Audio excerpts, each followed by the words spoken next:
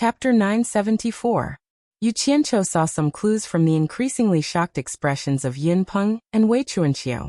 He knew that it was meaningless to continue perfunctorily, so he walked to Wu Lixue's side and casually slapped the pheasant's head. Then he smilingly scolded. So what if you're a phoenix? It's so big that even a bird can't compare. At most, it's a pheasant. This slap made the pheasant squeal. It struggled under Wu Lixue's arm. Yu Qianqiu, you dare to hit this god?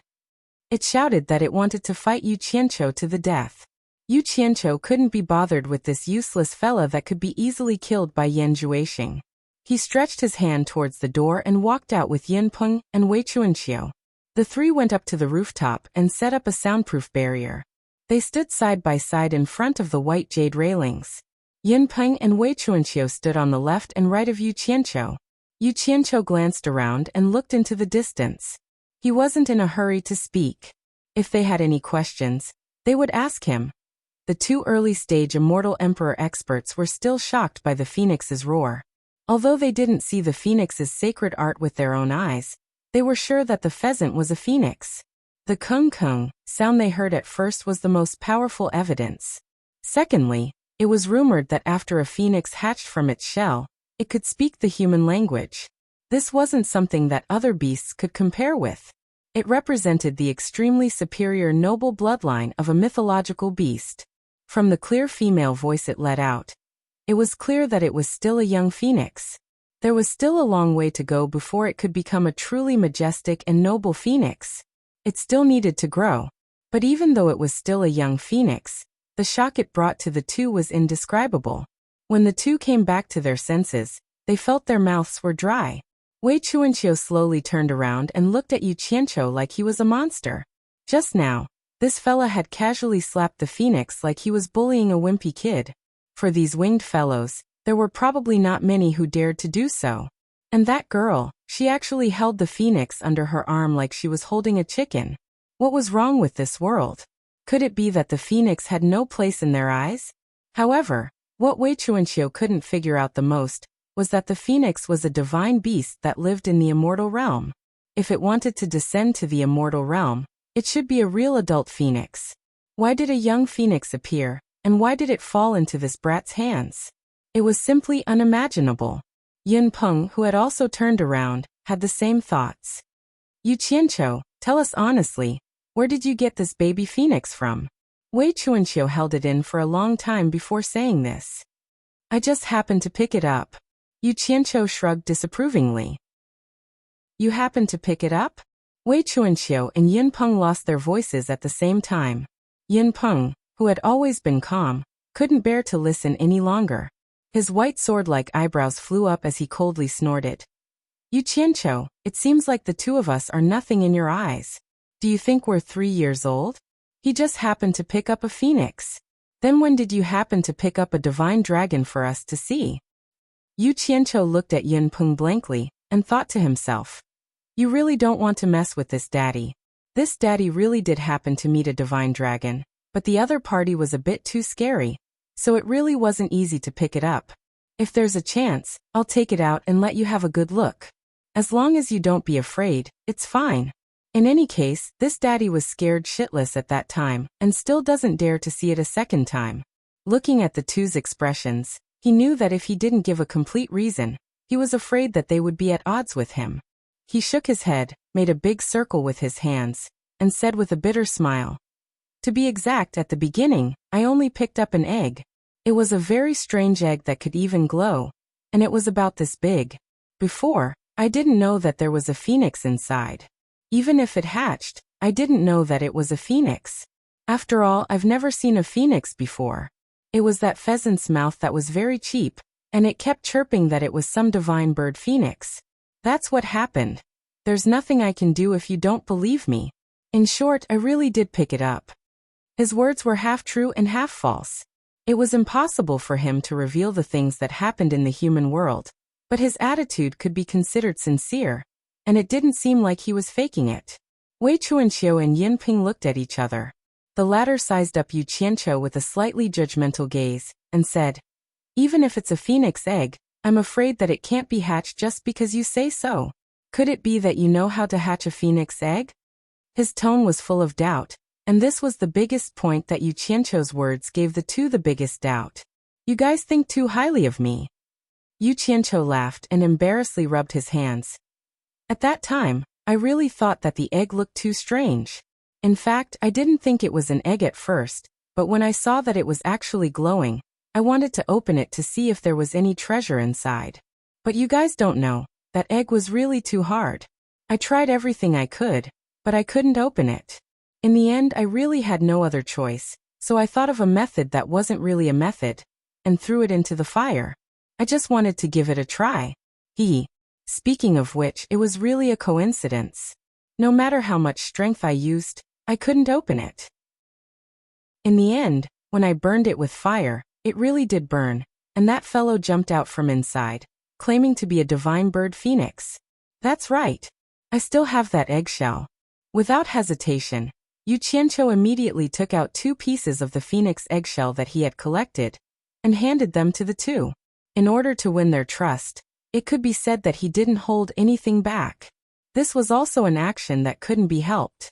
After all, at the moment, these 2 fellows were the only gold medal fighters that he could bring out. The slightly protruding surface of the eggshell was pitch black, and the slightly concave inside carried a brilliant silver splendor. It was very beautiful. The two held the item in their hands and examined it slightly. Immediately, their expressions were filled with fear. The two of them felt an awe-inspiring majesty from the eggshell. Humans might not be able to discover anything, but to the two of them, they had the feeling of wanting to pry into the secrets of the royal family, only to be met with a severe warning. The majesty directly shocked the two of them. All of the doubts in the two's hearts immediately disappeared. They were completely sure that this was the phoenix eggshell, so what Yu Qianqiu said to them was naturally also true. To be able to reveal such a matter that shouldn't be spoken of lightly to others. The way the two looked at Yu Qianqiu quietly changed. Good stuff. Wei Chuanqiu looked at the eggshell in her hand in amazement. Then she looked at Yun Peng and said, Yun Peng, if I'm not wrong, this thing should be of great benefit to you. Yun Peng silently nodded, but still returned it to Yu Qianqiu's hand. Yun Peng, if I'm not wrong, this thing should be of great benefit to you. This was the first time Yu Qianqiu saw Yun Peng reveal a gaze filled with reluctance and desire towards something. He asked with some curiosity, Senior Yun, why don't you tell me what benefit this thing has to you? Yun Peng tried his best to shift his gaze away from the eggshell. He knew in his heart that if this eggshell was in the hands of someone else, he was afraid that he would go all out to snatch it, because this thing was too precious to him. However, he was still the man of Wei Chuanqiu's adopted daughter, so he couldn't bring himself to do such a thing. Seeing that he didn't want to say anything, Yu Qianqiu looked at Wei Chuanqiu suspiciously. Wei Chuanqiu looked at the eggshell in her hand thoughtfully for a while, then suddenly frowned and said, Phoenix egg. Phoenix egg.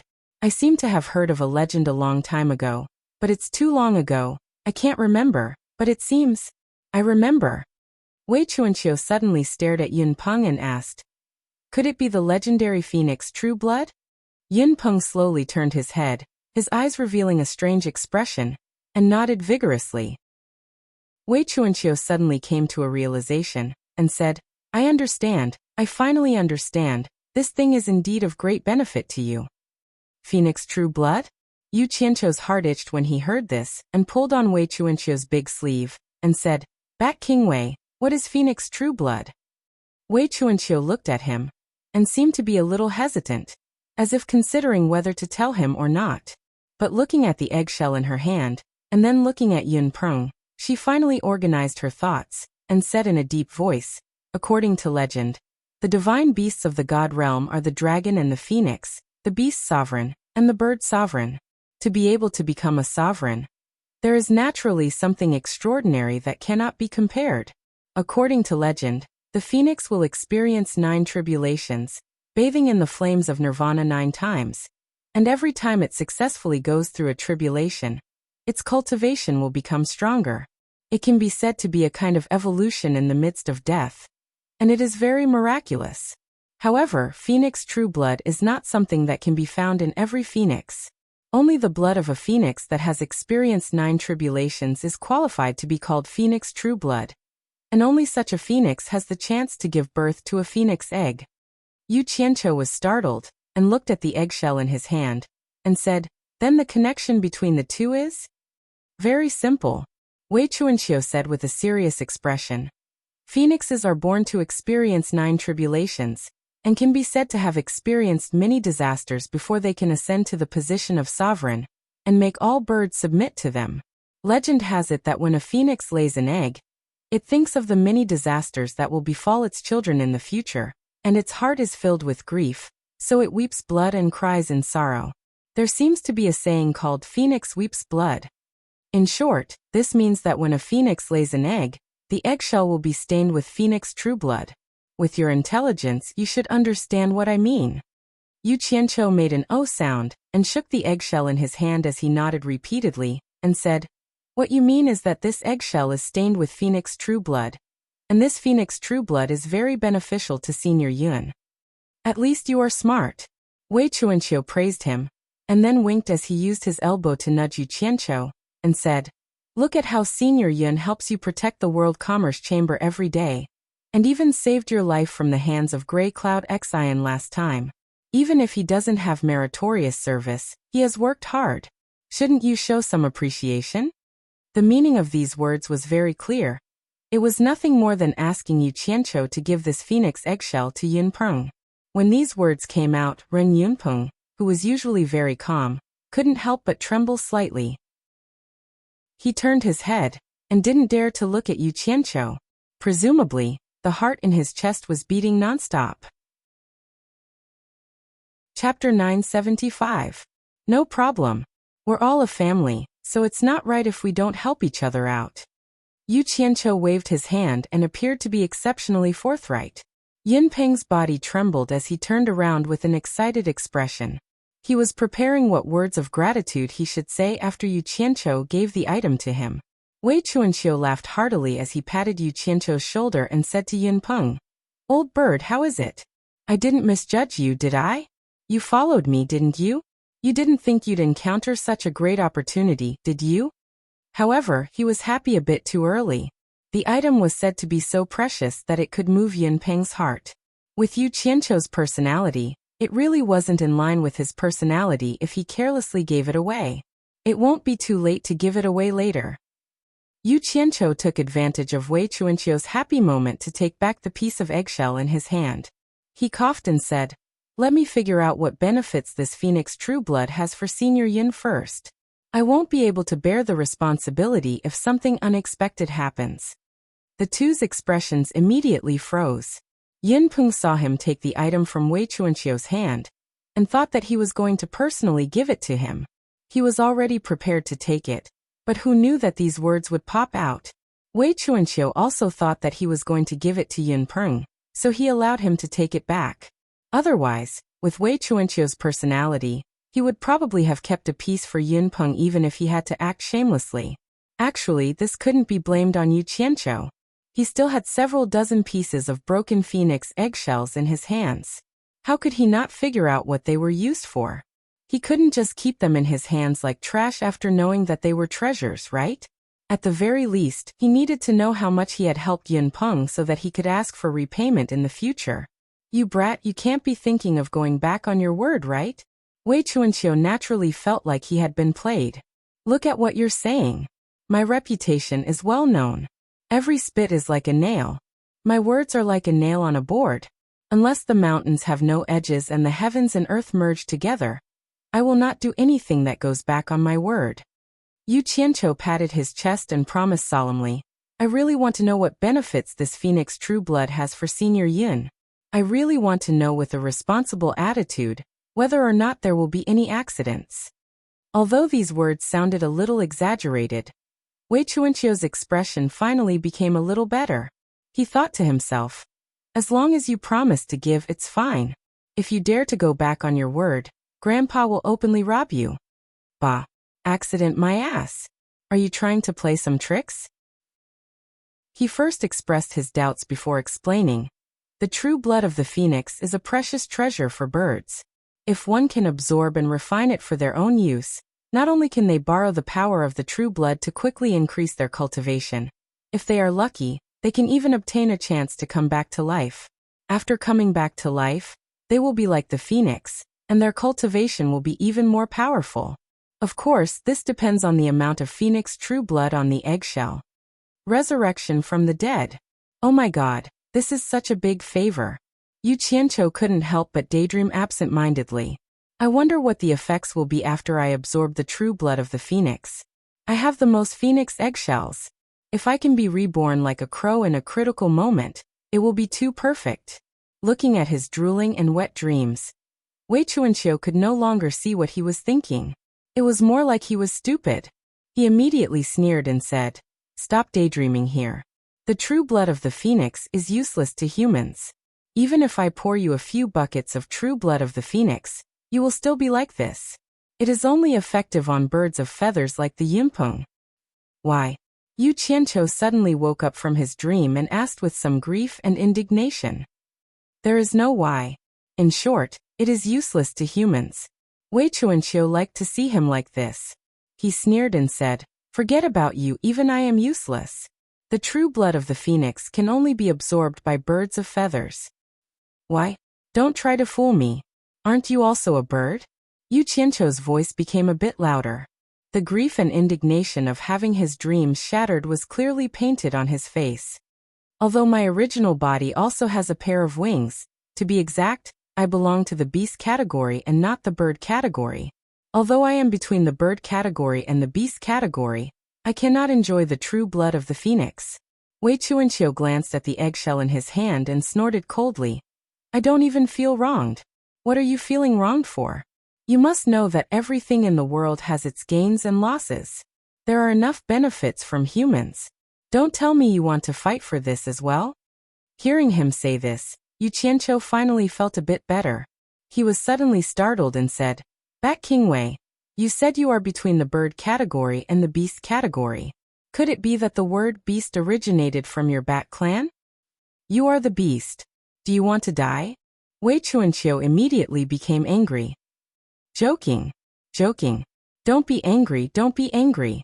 After making fun of the other party, Yu Qianqiu's heart finally felt a bit better. However, he still said unwillingly, "Even birds like Senior Yun and the others can obtain benefits from the God realm. Can't we also obtain some benefits from the God realm?" "Of course, as long as you have the ability to do it." Yu Qianqiu's eyes lit up and he asked, "What kind of benefits?" Speaking of this, Wei Chuanqiu became serious and said with a serious expression, "Have you forgotten what I told you before?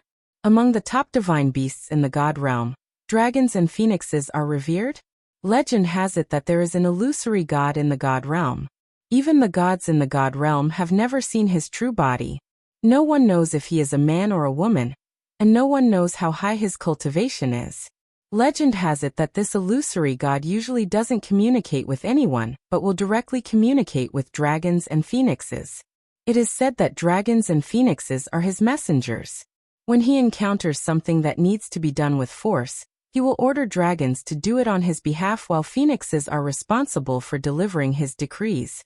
Dragons and phoenixes can be said to be his messengers. So awesome!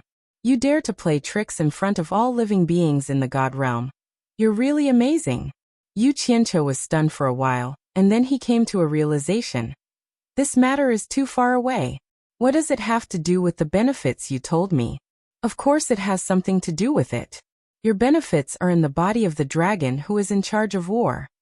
Wei Chuanqiu laughed and said, "Phoenixes have phoenix true blood. Dragons also have coiling dragon true blood. The so-called coiling dragon has the meaning of occupying the land and overlooking all living beings. It represents the supreme of the dragon race. Ordinary dragons don't dare to be crowned with the title of coiling dragon. Its rank is equivalent to that of a phoenix that has gone through 9 tribulations. As long as you find the coiling dragon that is like a 9 tribulations phoenix, capture it and release some coiling dragon true blood. Then smear it on your whole body to ensure that the toughness of your skin is unparalleled in the world. I reckon that the treasures in the immortal world won't be able to harm you at all. This benefit is not bad, right? If the coiling dragon true blood really has this benefit, then it is indeed very good. Yu Qianqiu suddenly reacted after a moment of relaxation. He said with a dark face, "Old bat, are you playing with me? Just think about it. The 9 Tribulations Phoenix was already very powerful. The martial envoy Coiling Dragon who was in charge of war was naturally even more amazing. If he had the ability to capture the Coiling Dragon and release his blood, then wouldn't he be able to do whatever he wanted in the immortal world? Even immortal Emperor Jin Tai wouldn't be a problem. There would be no need to go through so much trouble. What are you playing with? This is an ancient legend that I heard by chance from an elder. Ordinary people don't have the opportunity to hear it even if they want to. I'm telling you for free is already letting you off easy." Wei Chuanqiu pointed at Yun Peng, who was also listening with a face full of yearning, and said, "If you don't believe me, ask him if he has heard of it before." Yu Qianqiu looked at Yun Peng suspiciously. Yun Peng was startled for a moment before shaking his head at Yu Qianqiu.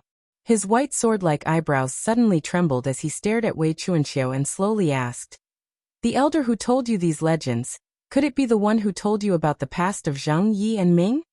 Wei Chuanqiu was startled for a moment before he nodded with a respectful expression and said, "I was really lucky to meet him and hear some stories from him," he said with a sigh as if he was very nostalgic. Seeing the two talking so mysteriously, Yu Qianqiu's curiosity was piqued again. When he heard the story of Tai Shu Zheng, demon god Yi, and the woman named Ming from Wei Chuanqiu's mouth, he once suspected something. Although immortal Emperor Jin Tai had ruled the immortal world for countless years, the era of Zheng, Yi, and Ming was long before Jin Tai. Almost no one in the immortal world knew about such a long time ago, but the elder Wei Chuanqiu spoke of was able to know the secrets of Zheng, Yi, and Ming. Obviously, he was not an ordinary person. "Bat King Wei, who is this elder you're talking about?" Yu Qianqiu curiously asked. However, after Wei Chuanqiu and Yun Peng looked at each other, they seemed to be a bit secretive and didn't say anything. The more it was like this, the more Yu Qianqiu's heart itched. He immediately threw the matter of being tricked to the back of his mind and pulled Wei Chuanqiu's sleeve like a child asking for candy. He chuckled and said, "We are all family, what is there to hide? If it's really inconvenient to say it, I won't force you. Why don't you find an opportunity to introduce me to this elder? Let me see the elegant demeanor of this senior. He still liked to walk the path of the higher-ups. Don't always pull and pull, okay?" Wei Chuanqiu pulled back her sleeve from Yu Qianqiu's hand and waved her hand with a dignified expression. "Don't ask me this again in the future. This elder is not someone you can meet just because you want to. Everything depends on fate. If you are really fated to meet him, you will meet him sooner or later. Alright. Don't get sidetracked. Give the thing to Yun Peng." Yun Peng also nodded with a dignified expression as if he knew something about this elder. After observing their expressions, Yu Qianqiu knew that it was useless to continue asking. It seemed that he would have to start with Bai Suzhen if there was a chance in the future, and let Bai Suzhen ask Wei Chuanqiu. Presumably, with Bai Suzhen's help, they would be able to dig out the identity of this mysterious elder from Wei Chuanqiu's mouth. The reason why he was so curious was that people of Wei Chuanqiu and Yun Peng's age and level generally wouldn't easily call anyone elder. Even with immortal Emperor Jin Tai's power, age, and cultivation, the two of them wouldn't call him elder. If there was someone older, the two of them might call him old ghost, or something like that. But for someone like this to respectfully call him elder when he wasn't even in front of him, it was a bit strange. This person was most likely not simple. Chapter 976. Seeing the two's expressions, Yu Qianqiu knew that he wouldn't be able to get anything out of them. After some hesitation, he handed the 2 pieces of eggshells to Yun Peng. Yun Peng, on the other hand, was a little hesitant. If Yu Qianqiu was an outsider, it wouldn't be a big deal for him to directly snatch it. But because of his relationship with Wei Chuanqiu, if he accepted it, he would owe Yu Qianqiu a big favor. Wei Chuanqiu saw through his hesitation and directly took the things Yu Qianqiu handed over. He slapped them into Yun Peng's hands and smiled. "Why think so much? Don't be polite with this kid. The eggs he's gesturing at are so big, I believe there are more than these 2 pieces. If you don't have enough, then find him." As he said this, he looked at Yu Qianqiu and teased, "You won't be so stingy as to hide them from me, right?" Yu Qianqiu smiled noncommittally. Then he asked curiously, since the Phoenix Trueblood can help Senior Yin increase his cultivation, I wonder how much these two pieces can help you? Wei Chuanqiu only had a rough idea of this matter. The real inside story was probably only known by those who knew about it. He also looked at Yinpeng curiously. Yinpeng paused, his eyes flashed with a strange light. I can't say how much I can improve myself. The key is still how much Phoenix Trueblood is on the eggshells. Maybe it's mid-stage Immortal Emperor, maybe it's late-stage Immortal Emperor, maybe. It's not impossible to step into the God realm. It all depends on my luck. When he said this, Wei Chuanqiu and Yu Qianqiu cried out in unison, God realm. Then the two looked at each other in disbelief. Fuck. If he didn't invest now, then when? Yu Qianqiu steeled his heart and immediately took out the dozens of eggshells. He piled them into Yinpeng's arms without hesitation. Yinpeng looked at the pile of eggshells in his arms. His face, which had always been calm, was unusually excited. The word thank you jumped out of his mouth. He really didn't know what else to say. Well done.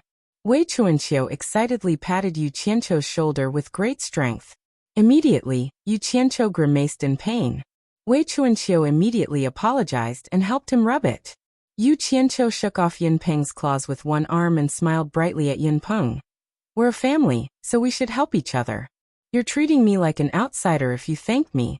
I've given you all the phoenix eggshells. I hope your cultivation is as high as possible, so that we don't have to look at other people's faces.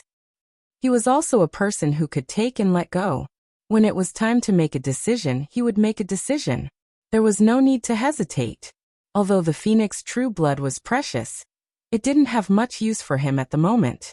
Rather than keeping it to himself, it was better to sell a huge favor. He believed in his own eyes. Although Yinpeng was a man of few words, he was a man of character. Today he had helped Yinpeng with all his might. In the future, when Yinpeng became successful, he would definitely repay him generously. After seeing this scene, Wei Chuanqiu twirled his mustache and looked at Yu Qianqiu with a slight nod. His expression was full of praise. He didn't think that Yu Qianqiu would be so generous as to give such a precious phoenix eggshell to Yinpeng without reservation. However, what surprised him even more was still to come. He saw Yu Qianqiu take out a green bead the size of an egg. With a smile, he held it in his palm and brought it in front of him. Naiden. Yinpeng was startled. He didn't understand what the two meant. He was right. It was indeed the Naiden. Moreover, it was the Naiden that Yu Qianqiu had stolen from Wei Chuanqiu. Looking at it now, it would most likely be returned to its original owner. Wei Chuanqiu naturally saw through Yu Qianqiu's intentions. He couldn't help but feel excited. He wasn't in a hurry to receive the item. Instead, he ridiculed. What's wrong with you today? Could it be that you've found your conscience and are ready to turn over a new leaf? Don't say such useless things. I already said, we're all one family. There's no need to say such things. Yu Qianqiu once again emphasized his philosophy of being a good person. He grinned and said, I say, do you still want it? If you don't, then forget it. He acted as if he wanted to take it back. How could Wei Chuanqiu not want it? He opened his mouth and sucked. The green bead the size of an egg shone with a green light. It drilled into his mouth and went into his stomach. This is your Naiden? How did you condense a Naiden? Yinpeng's face was filled with shock. He didn't know that Wei Chuanqiu cultivated the 10,000 Demon Heart Sutra. Wei Chuanqiu glanced at Yu Qianqiu and smiled sheepishly. Don't ask anymore. When the opportunity is ripe, I'll naturally tell you the whole story. Yinpeng looked at Yu Qianqiu again. He couldn't figure out how Wei Chuanqiu's Naiden ended up in Yu Qianqiu's hands. Seeing that Yinpeng still had a puzzled look, Wei Chuanqiu patted Yu Qianqiu's shoulder and changed the topic. Kid, your luck is a little too good. You can even pick up a phoenix egg? Maybe it's because my luck is good. Seeing that his exaggerated words caused the two to roll their eyes at him, Yu Qianqiu immediately changed his words and sighed. Luck my ass. Logically speaking, I picked up this egg and hatched it with my own hands. This little phoenix should be close to me. But it's strange. This little bastard is like an enemy to me. Instead, he's as close as a sister to Schwer. So heartless. Her. This might be the problem of your character that you were talking about. Wei Chuanqiu patted his shoulder and used his words to stop him. In the end, Yu Qianqiu rolled his eyes and said, "Heartless." Speaking of that phoenix chick. After putting away the eggshell, Yunpeng pondered for a while and said, "Although there are probably only a few people in the immortal world who have seen a phoenix, we still have to be careful. It's best to make it appear less often. Otherwise, it might cause big trouble." Hearing that, Wei Chuanqiu's playful expression also froze and became somewhat serious. Yu Qianqiu looked at the two of them suspiciously and asked, "Why?" "Because the phoenix's descent means that the world is about to be in chaos," Wei Chuanqiu said in a deep voice. "There is such a saying." Yunpeng nodded and said, "Legend has it that a phoenix appeared 100,000 years ago. At the same time, it also brought with it a star orb that is said to be able to make people become gods. In the end, it caused a fierce battle between Jin Tai, Bai Qi, and the demon lord of 10,000 swords. That battle caused chaos in the three realms. Isn't this the sign that the phoenix's descent will cause the world to be in chaos? Although I don't know if it's a coincidence or if it's true, once others know that another phoenix has descended, the consequences can be imagined. Especially Jin Tai, I'm afraid he won't sit by and do nothing. So it's better to keep this matter a secret." He had always been a man of few words. Today, he was able to say so many words of advice to Yu Qianqiu in one breath. It was obvious that he sincerely regarded Yu Qianqiu as one of his own. It was clear that Yu Qianqiu's generous act of buying people's hearts was effective. "I understand. I'll go and tell them now so that they don't cause any unnecessary trouble." Yu Qianqiu turned and left with a solemn face. He naturally understood the seriousness of this matter. In the holy land of Baiwan Nation's Wen family, in the forbidden area where Wen Lanfeng usually cultivated, Yan Zhuixing knelt on the ground, opened his arms and looked up to the sky. His expression was frighteningly distorted, and his nails had sunk deep into his palms. The blue veins on his forehead and neck were bulging ferociously. His eyes were bloodshot, and his face was flushed red. He knelt on the ground and shouted silently at the top of his lungs. After maintaining this state for a long time, he suddenly roared angrily, "Yu Qianqiu!" The continuous roar reverberated in the forbidden area. Fortunately, Wen Rui, who was standing respectfully at the side, had already set up a soundproof barrier. Otherwise, this roar would have alarmed everyone in the holy land of Wen family. Yan Zhuixing roared until there was no sound. Then he hugged his head with his arms and fell to the ground. He curled up and panted heavily. His eyes were red as if he was a beast that wanted to eat a human. After being seriously injured by Yu Qianqiu last time, he hid in the Baiwan Nation's imperial palace to recuperate. In order to maintain the smooth flow of information to the cultivation world, he set his eyes on Wen Lanfeng in the holy land of Wen family, because he was confident that he could control Wen Lanfeng with his current cultivation. In the end, after sneaking into the holy land of Wen family with Shouchen's appearance, he did not find Wen Lanfeng after searching inside and outside. Instead, he found Wen Rui, who had been out of contact for a long time, and found that the other had broken free from the control of his demon eye. Wen Rui did not know Shouchen, and was once again controlled by Yan Zhuixing due to carelessness. After asking, Yan Zhuixing found out that Yu Qianqiu already had a panacea in his hands to remove the control of his demon eye. When Lanfeng asked for a panacea to remove Wen Rui's control, after asking about Wen Lanfeng's whereabouts, he found out that Wen Lanfeng had long been summoned by Yu Qianqiu and had not returned. As for where he went, Wen Rui did not know due to Wen Lanfeng's secrecy. Since he'd taken control of Wen Rui once more, he couldn't avoid inquiring about the myriad Devil Palace and Flower Palace. He'd more or less sensed that with Yu Qianqiu's ruthlessness, Yu Qianqiu would probably not let the myriad Devil Palace and Flower Palace off. The result was not much different from what he had expected. Yu Qianqiu personally went to the Flower Palace to settle the score. Fortunately, Ma Jiugu of Fuxian Island arrived in time, and his mother and sister escaped. However, they were forced to leave the Flower Palace where they had lived for many years and fled to Fuxian Island. As for the Palace of 10,000 Demons, as expected, it had been completely razed to the ground. Yu Qianqiu had erased it from the face of the cultivation world. What made him most miserable was that his grandfather and father were forced to commit suicide in public to beg Yu Qianqiu to let the rest of the 10,000 demons go.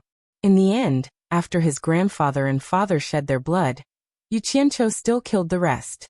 The senior brothers left by Bing Qingzi also died together, and Yu Qianqiu did not let any of them go.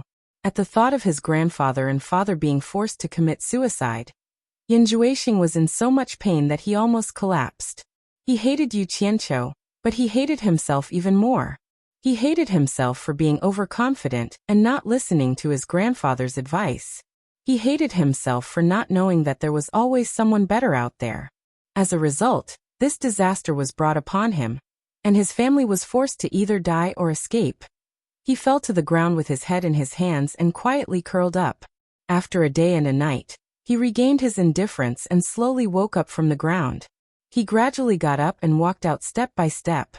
When Rui followed him respectfully, after a few steps, he saw Yan Juexing suddenly turn around and stare at him indifferently. "You don't need to follow me anymore. Just hide here and do what you should do. I hope I have a chance to summon you in the future." After saying that, he turned around and walked out with a resolute expression. When Rui respectfully saluted behind him and said, "This subordinate is always at master's command." Chapter 977. In Wenqing Palace, little Yan Yun's laughter continued. The demonic blade grew bigger and was swaying in the air while carrying him. Little Yan Yun shouted from time to time, "Father, shake it faster, shake it faster." Yan Juexing crossed his arms and looked at him with a doting expression. The hipster sat on the steps in the house with a blissful expression. Her knees were cushioned by a piece of white silk that was stretched tight with a bamboo strip. She was embroidering a butterfly that was about to fly. One of the pairs of butterflies had been embroidered, and the other one was almost done as well. It would be completed with just 2 tentacles. The hipster who was immersed in her embroidery would look up at the father and son from time to time. She would shake her head and smile warmly before continuing to embroider. She had completely shed the image of an unruly princess, and was now a good wife and loving mother. Some people said that a good wife and loving mother was not born naturally. Most of them were formed after time. It was probably referring to women like her. She liked her current life very much and was very satisfied with it. The exciting cultivation world that Yan Juexing told her about was not tempting to her at all, because it was too far away from her. She did not have too many desires and only hoped that her family could live peacefully like this. "Father, I want to ride a horse." Little Yan Yun, who was riding on the demonic blade, suddenly shouted. "Okay." Yan Juexing nodded amiably. The demonic blade flipped over and little Yan Yun landed in his father's arms with a cheer. The demonic blade also quickly shrunk and flashed into Yan Juexing's storage bag. Yan Juexing put down his son and knelt down on all fours. Little Yan Yun immediately climbed onto his back and sat on it, hitting Yan Juexing's butt with the back of his hand and shouting, "Giddy, giddy, giddy." Yan Juexing immediately smiled and quickly got up from the ground. Who would have thought that the great devil that shocked the cultivation world would do something like this? When the hipster saw this, her face immediately changed and she shouted, "Yan Yun, don't treat your father like this. Get down now." Yan Yun pouted. Yan Juexing immediately turned around and smiled at the hipster. "It's okay.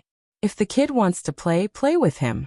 However, perhaps Yan Yun realized his mistake or was afraid of his mother who was fierce in appearance. He immediately slid down from Yan Juexing's back. "Why are you unhappy?" Yan Juexing raised his hand and scratched little Yan Yun's nose. Then he carried him and sat beside hipster. Wenqing glared at the father and son pair, then continued to bury her head in embroidering her butterfly. Seeing that his son was still looking away with a straight face, Yan Juexing immediately turned his little head over and frowned. "Yunner, don't be angry with your mother. Remember, when you grow up, you have to take good care of your mother, or I will be unhappy." Yan Yun pouted and said, "Don't I have father to take care of me?" His words obviously still remembered the hatred of Wenqing scolding him. He completely had the temperament of a child. "If father goes far away, can't you help father take care of mother?" As soon as Yan Juexing's words came out, Wenqing beside him trembled and suddenly turned to look at him. After the expression on her face changed for a while, she didn't see any other meaning from Yan Juexing. It seemed that he was just educating a child. She then lowered her head and continued to embroider her butterfly, but the stitches were messy. It seemed that she was a little absent-minded and worried about something. Then I will take care of mother. But father, don't go too far away. Come back soon. Yin Yun threw himself on him, and said while hugging his neck. Yan Juexing smiled and replied with an N.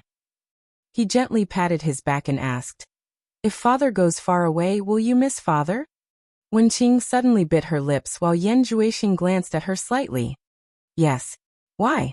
Yin Yun propped himself up and looked at Yan Juexing righteously. He said, because father is the most powerful person in the world. I will think that father will teach me to be the most powerful person in the world when he comes back. The most powerful person in the world? The scene of Yu Qianqiu severely injuring him and causing him to flee appeared in Yan Juexing's mind, but he still said, okay, it's a deal. He held his son in his arms again, and looked outside the palace with a resolute gaze. He thought to himself, father won't let you down. When father comes back, you will see the most powerful father in the world. I will also train you to become the most powerful person in the world. After all, a child's physical strength and energy were limited. After playing for a while, he soon fell asleep on Yan Juexing's shoulder. Yan Juexing gently carried him into the room and settled him down. Then he came out and sat beside Wenqing. He looked at Wenqing, who was embroidering and had a lot of thoughts. Finally finished. Wenqing heaved a sigh of relief and pulled Yan Juexing's thoughts back to reality. She said with a smile, let me see how good Madame's craftsmanship is. When he took the embroidery from Wenqing's hand, his nose slightly twitched and he smelled a little blood. He glanced at Wenqing's hand and saw a few small needle marks on her left index finger. Obviously, she was pricked by an embroidery needle. In fact, the embroidery needle was not sharp. It could be seen how absent-minded she was to be able to prick her finger. Yan Juexing looked at the embroidery carefully. There were 2 pairs of butterflies hovering on a big auspicious red peony flower. There were a few spots of blood beside the peony flower. Obviously, it was left by the embroidery needle when it pricked her hand. It's really beautiful. I can almost smell the fragrance of the peony flower. And these 2 butterflies are almost alive. I didn't expect the dignified Baiwan Kingdom's princess to have such craftsmanship. Yan Juexing glanced at Wenqing, who was stunned at the side, and pointed at the tentacle of a butterfly. He shook his head and said, but the stitches here are obviously not tight enough. It's a little messy. Little Qing, are you thinking of something? Wenqing came back to her senses and stared at him. She bit her lip and said, are you leaving again? Yan Juexing smiled and exerted force in his hand. The round bamboo strip with the white silk immediately shattered into dust. He shook the embroidery, folded it, and put it into his storage bag. He said with a smile, I want to keep this embroidery with me. Whenever I see it, I will think of you and Yun. The meaning in his words was very obvious. He had already indirectly answered Wenqing's question. In fact, the conversation he had with his son before was to let her be mentally prepared. Can you not leave me and Yun behind? Stop fighting and killing. Can't you just stay with us mother and son for the rest of our lives? Hipster suddenly knelt down in front of him, hugging his leg as she pleaded. However, Yan Juexing's indifferent expression as he looked outside the palace made her unable to continue pestering him. She could only take a step back and squeeze out a forced smile. Then how long will you be gone this time? When will you be back? Yan Juexing turned around and reached out to caress her cheek. He said with a smile, the reason I'm leaving this time is so that one day, our family can live together forever. I have already forged a demonic body and can live forever. Yun'er also has the aptitude for cultivation, so he can at least live for a long time. However, how can I bear to see you grow old alone? The image of her white hair while her husband and son were still young appeared in Wenqing's mind.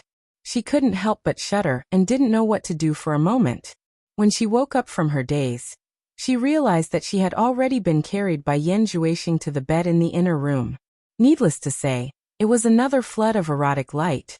After their indulgence, the 2 of them hugged each other naked. Yan Juexing caressed her smooth body and sighed. You don't have to worry about Yin'er's future. I have already made arrangements in secret. When he grows up and starts to understand, there will naturally be people who will teach him what to do. Could it be that you are so heartless to abandon us and leave on your own? Wenqing sobbed as she lay on his chest. Father's vengeance is absolutely irreconcilable. Besides, there's still grandfather, master and a group of senior brothers. As long as a man is courageous, how can he endure humiliation to live? Yan Zhuixing slowly told Wenqing the information he had obtained from Wenrui in detail, so that she could understand the deep hatred she had to bear. It's Yu Qianqiu again. Why does he always make life difficult for you? Wenqing was gnashing her teeth in hatred.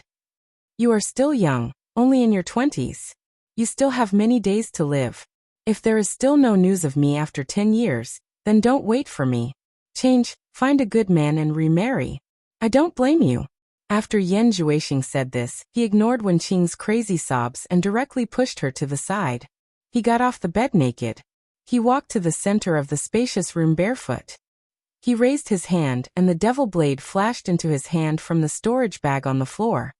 He grabbed the devil blade with his right hand and fiercely slashed the palm of his left hand. He clenched his left hand into a fist and fresh blood immediately dripped onto the bright and clean floor. Blood splattered everywhere and not long after, there was a large pool of bright red and dazzling blood on the floor. What are you doing? Wenqing on the bed cried out in alarm. She jumped off the bed in a panic and hugged him. Yan Zhuixing suddenly turned around and stared at her coldly.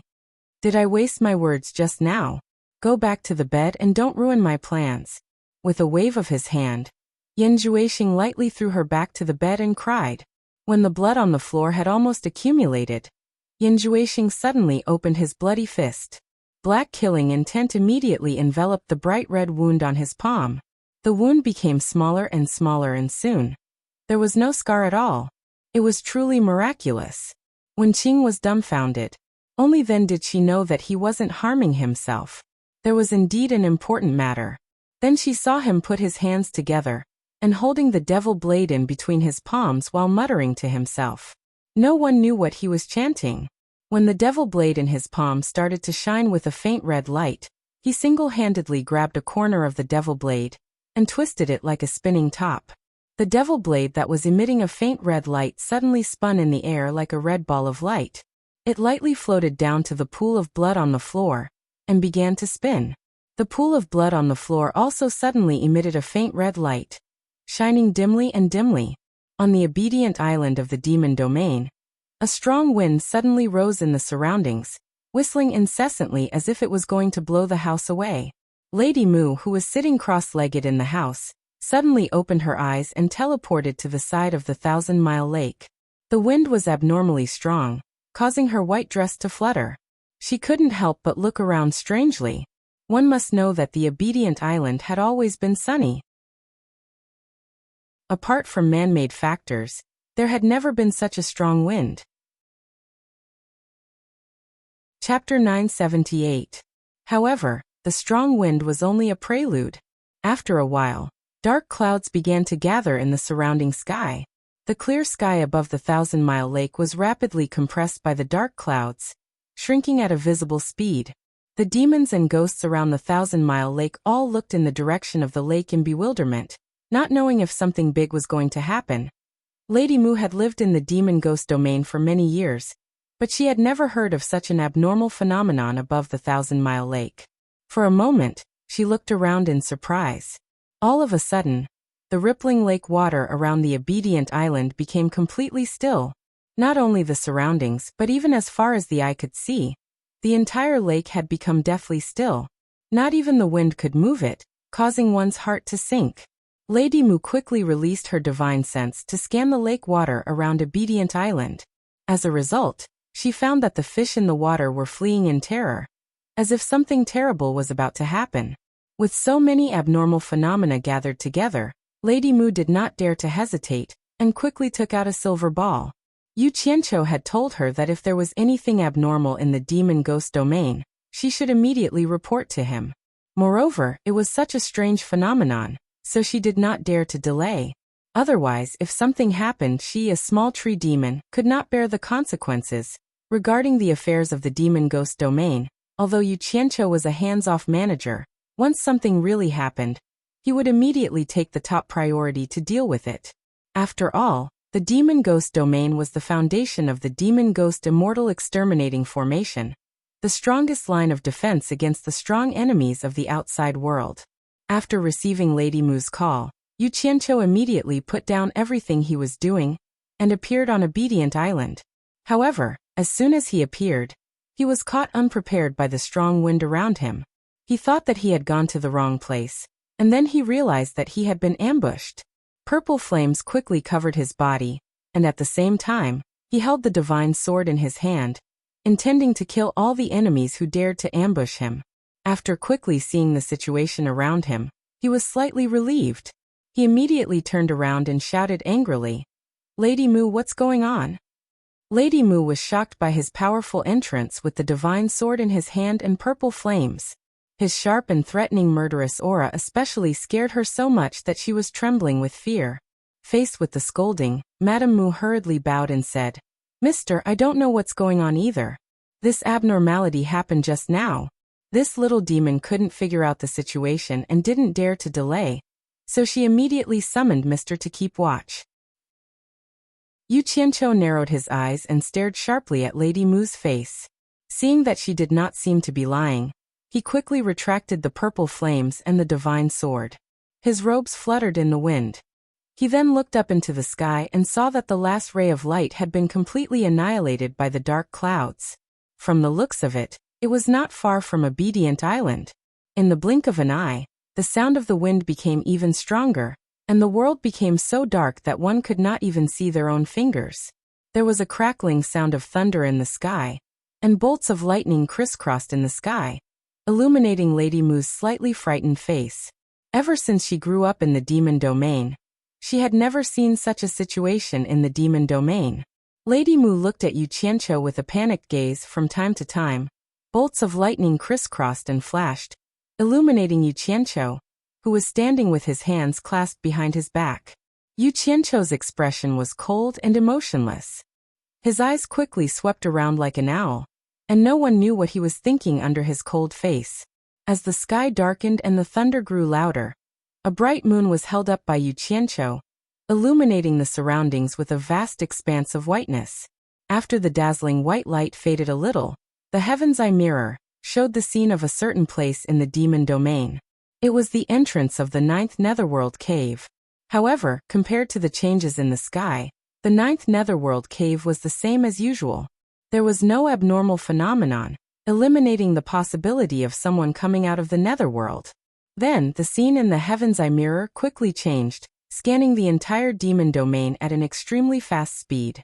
Nothing could escape Yu Qianqiu's eyes. However, the strange thing was that after using the heaven's eye mirror to inspect the entire demon domain, he found that other places were the same as usual. There was no change except for the sky above the 1,000-mile lake, which was shrouded by the inexplicable dark clouds. Thinking of the position where the last ball of light had disappeared in the sky, Yu Qianqiu's eyes fell directly on the position corresponding to the surface of the lake. Lady Mu didn't know what he had found, so she also looked in that direction. Almost at the same time, the deathly still surface of the 1,000-mile lake gradually began to ripple. To be exact, the lake water began to swirl. At the position they were looking at, with that place as the center, a whirlpool gradually appeared. Boom! A thunderbolt fell from the sky and directly struck the center of the whirlpool. Then, boom, boom, boom. A series of dazzling greenish-white thunderbolts struck the center of the whirlpool. The scene was extremely strange. Lady Mu secretly glanced at Yu Qianqiu, thinking that he might have found something since he had looked at that position in advance. Yu Qianqiu frowned. There was no mention of such a thing in the past torturer's history. What was going on? Could it be that there was? Yu Qianqiu's twinkling eyes paused. His pupils suddenly shrank as he stared at the center of the whirlpool. He remembered that below that position was probably the sealed entrance to the demonic realm. Last time, he had dived down to check, and it was almost in that position. Could it be that the entrance to the demonic realm was about to open? Yu Qianqiu was shocked when he thought of this. If the demonic realm opened, All the demons and ghosts of the demonic realm would come out one after another. How could he resist them alone? In an instant, all kinds of thoughts flashed through his mind. If that was really the case, he could activate the demonic ghost Immortal punishing formation and summon Yunpeng and Wei Chuanqiu to help. Even if the heroic army turned out in full strength and all the cultivators in the human world resisted with all their might, they probably wouldn't be able to resist the numerous heroes of the demonic realm. That was the strongest force in the three realms that had once suppressed the immortal and netherworld realms. Moreover, if the situation became critical, the cultivators in the human world might not be willing to stand firmly on his side. If only Master Bai Changchun was here. As the whirlpool gradually expanded, the lake water surged layer by layer. It wouldn't be long before it was level with the land of Shuntian Island. When Yu Qianqiu thought of how the demonic ghost domain had been awe-inspiring in the human world for so long, but now it was going to be destroyed in the hands of his generation, he felt indignant. After a moment of malevolence, he suddenly condensed his 5 claws and stretched them towards the whirlpool in the lake. Under the illumination of the flashing lightning, snow-white frost rapidly spread across the surface of the lake with a ga-ga sound. In a short while, the huge area of the lake with the whirlpool as the center was frozen into a block. A whirlpool that was estimated to be 100 meters in diameter, and dozens of meters deep was inlaid in the frozen lake. But it only paused for a few moments. A few bolts of lightning struck down and immediately smashed it into pieces. The lake water below stirred the ice and began to rotate again. Yu Qianqiu's 5 fingers moved again, and immediately froze the whirlpool. However, a few more bolts of lightning fell from the dark clouds and easily shattered the frozen whirlpool. Yu Qianqiu didn't give in at all. He froze the whirlpool and the lightning in the dark clouds split apart. The two sides were in a stalemate. Realizing that this stalemate wasn't a solution, Yu Qianqiu's expression turned cold. After sealing the whirlpool, he didn't wait for the lightning in the sky to strike again. He flipped his 5 claws and clenched them into a fist. A ball of purple flames appeared in his palm. He raised it towards the sky and angrily shouted, "Scram!" The malevolent lightning in the sky immediately turned into weak arcs of lightning, faintly discernible in the dark clouds. As the thunder gradually died down, the arcs of lightning also gradually disappeared. As soon as Yu Qianqiu exerted force with the purple flames, he immediately felt that there was a mysterious force controlling the dark clouds in the sky. However, that force wasn't strong enough to resist the energy of heaven and earth that he controlled with the purple flames. Soon, the dark clouds in the sky seemed to have been punched through by his fist. They quickly melted and dispersed into the sky. Not long after, the sky above the 1,000-mile lake returned to blue skies and white clouds. However, the surface of the lake in front of him was now covered with a huge layer of crystal-clear ice. Lady Mu looked at Yu Qianqiu with lingering fear in her heart. She could feel the enormous energy under the pressure of heaven and earth just now. However, when Yu Qianqiu punched towards the sky, an even more enormous energy appeared. After he shouted angrily, "Scram!" the enormous energy that appeared later immediately crushed and assimilated the energy that the former had condensed. She couldn't imagine how high Yu Qianqiu's cultivation was. He was actually able to resist the power of heaven and earth. No wonder he was the torture envoy of the demon ghost region. The look in Lady Mu's eyes became more and more respectful. The power of the torture envoy was not something that she could resist.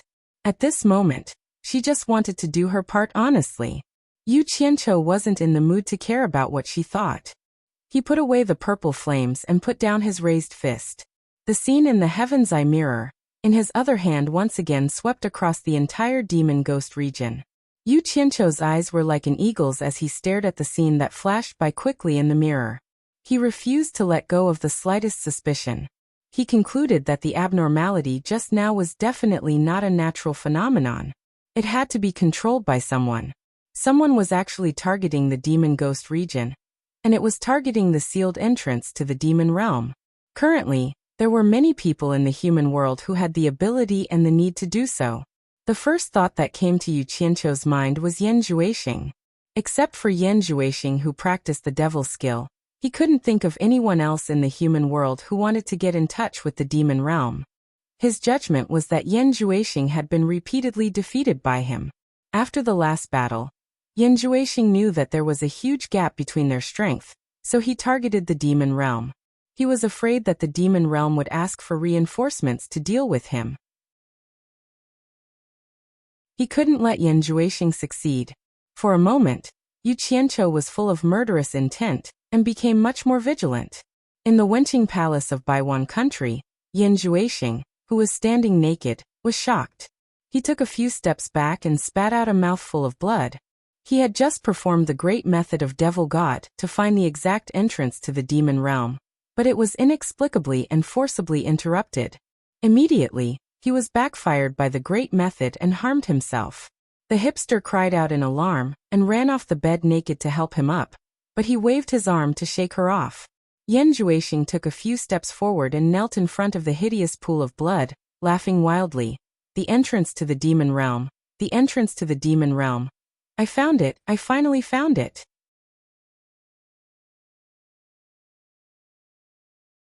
Chapter 979. After a burst of ecstasy, Yan Juexing knelt in front of the pool of blood and cried again. No one knew what sad thing he was thinking of. The hipster, who was pushed to the ground by him, supported his body with some pain. Obviously, he was hurt by the fall. Looking at Yan Juexing, who was crying, her expression was very complicated. Then her eyes fell on the ground in front of him that had condensed into a dark red color. On the ground, the blood had solidified. After the demonic blade rotated for a while, it left a strange picture. If one looked carefully, they would find that it was a macroscopic map of mountains and rivers. The demonic blade that had stopped rotating stood quietly in a certain position. There was a faint red light constantly flashing in that position. After crying for a while, Yan Juexing laughed wildly again. No one knew whether he was happy or sad.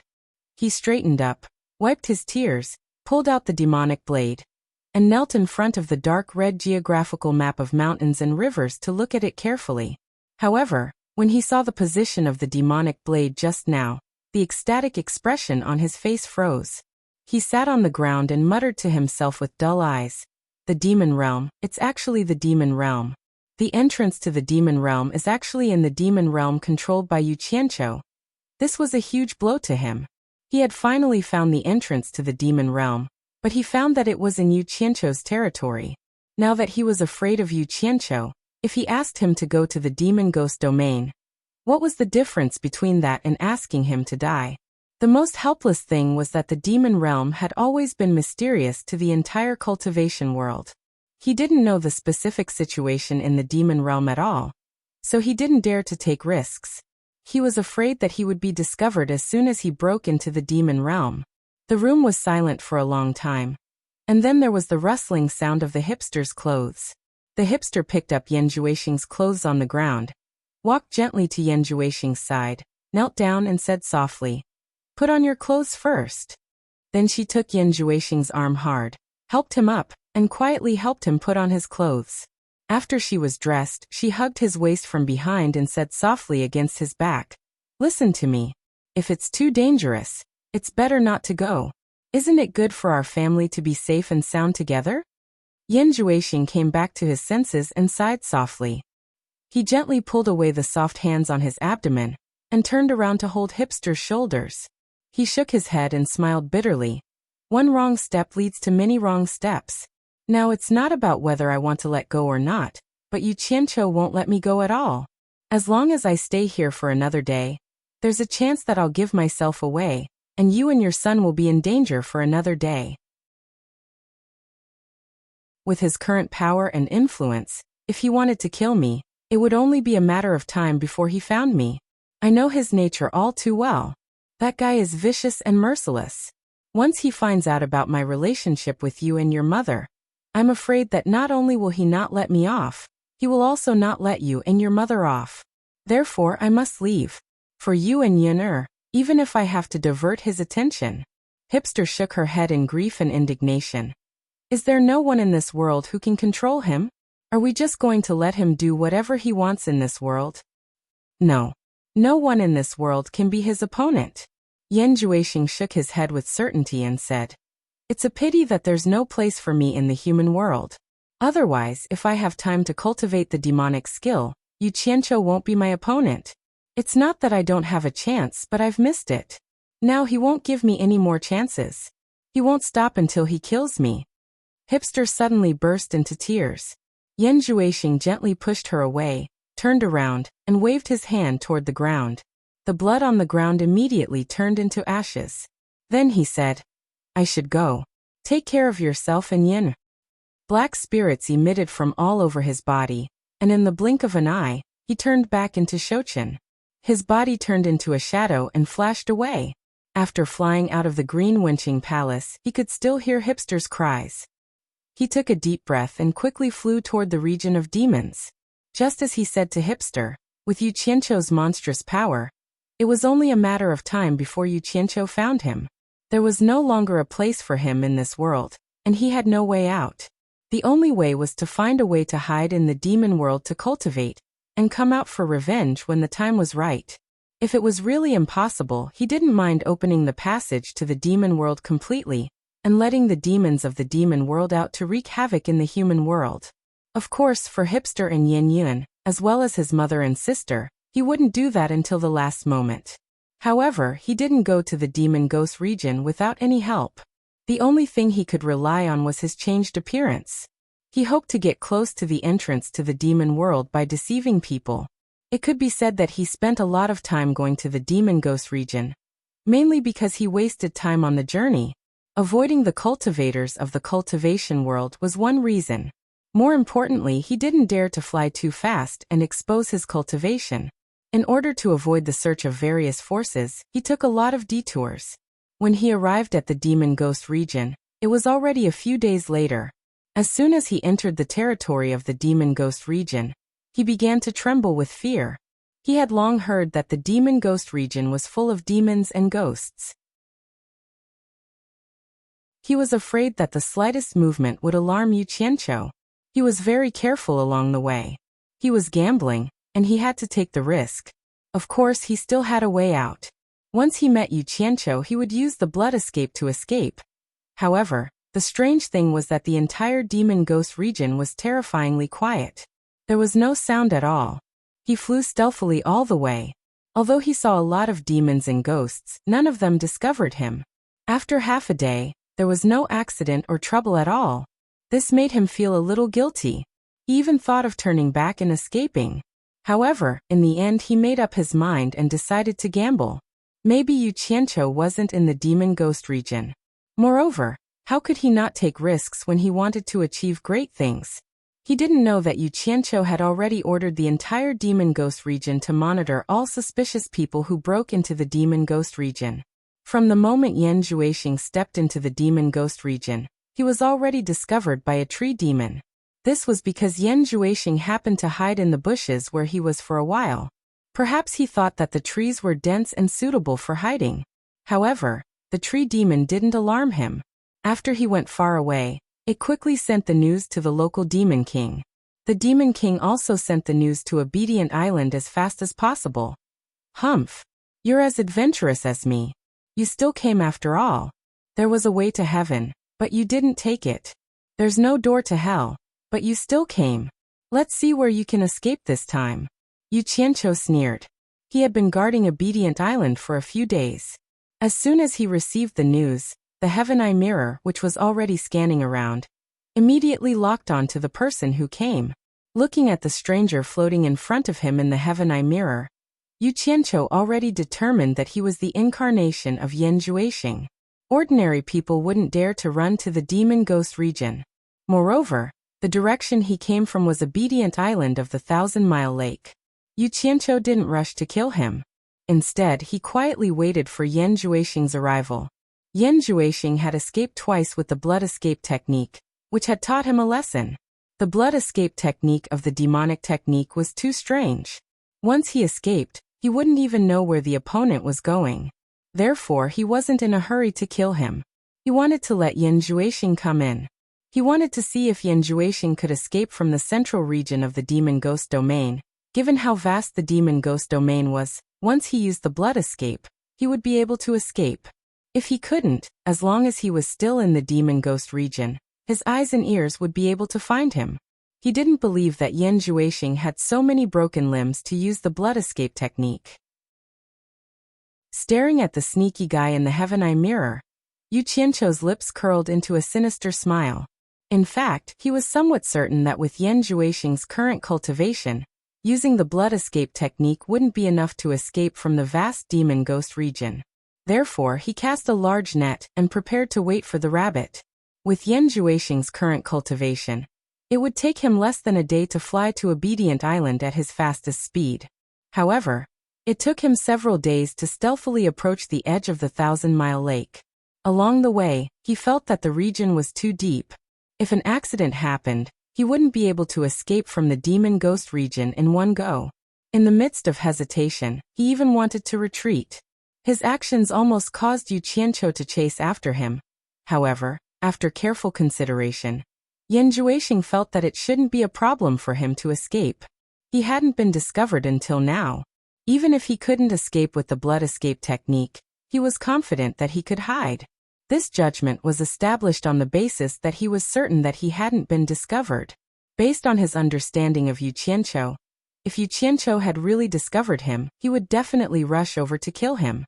How could he have waited until now? His judgment was correct.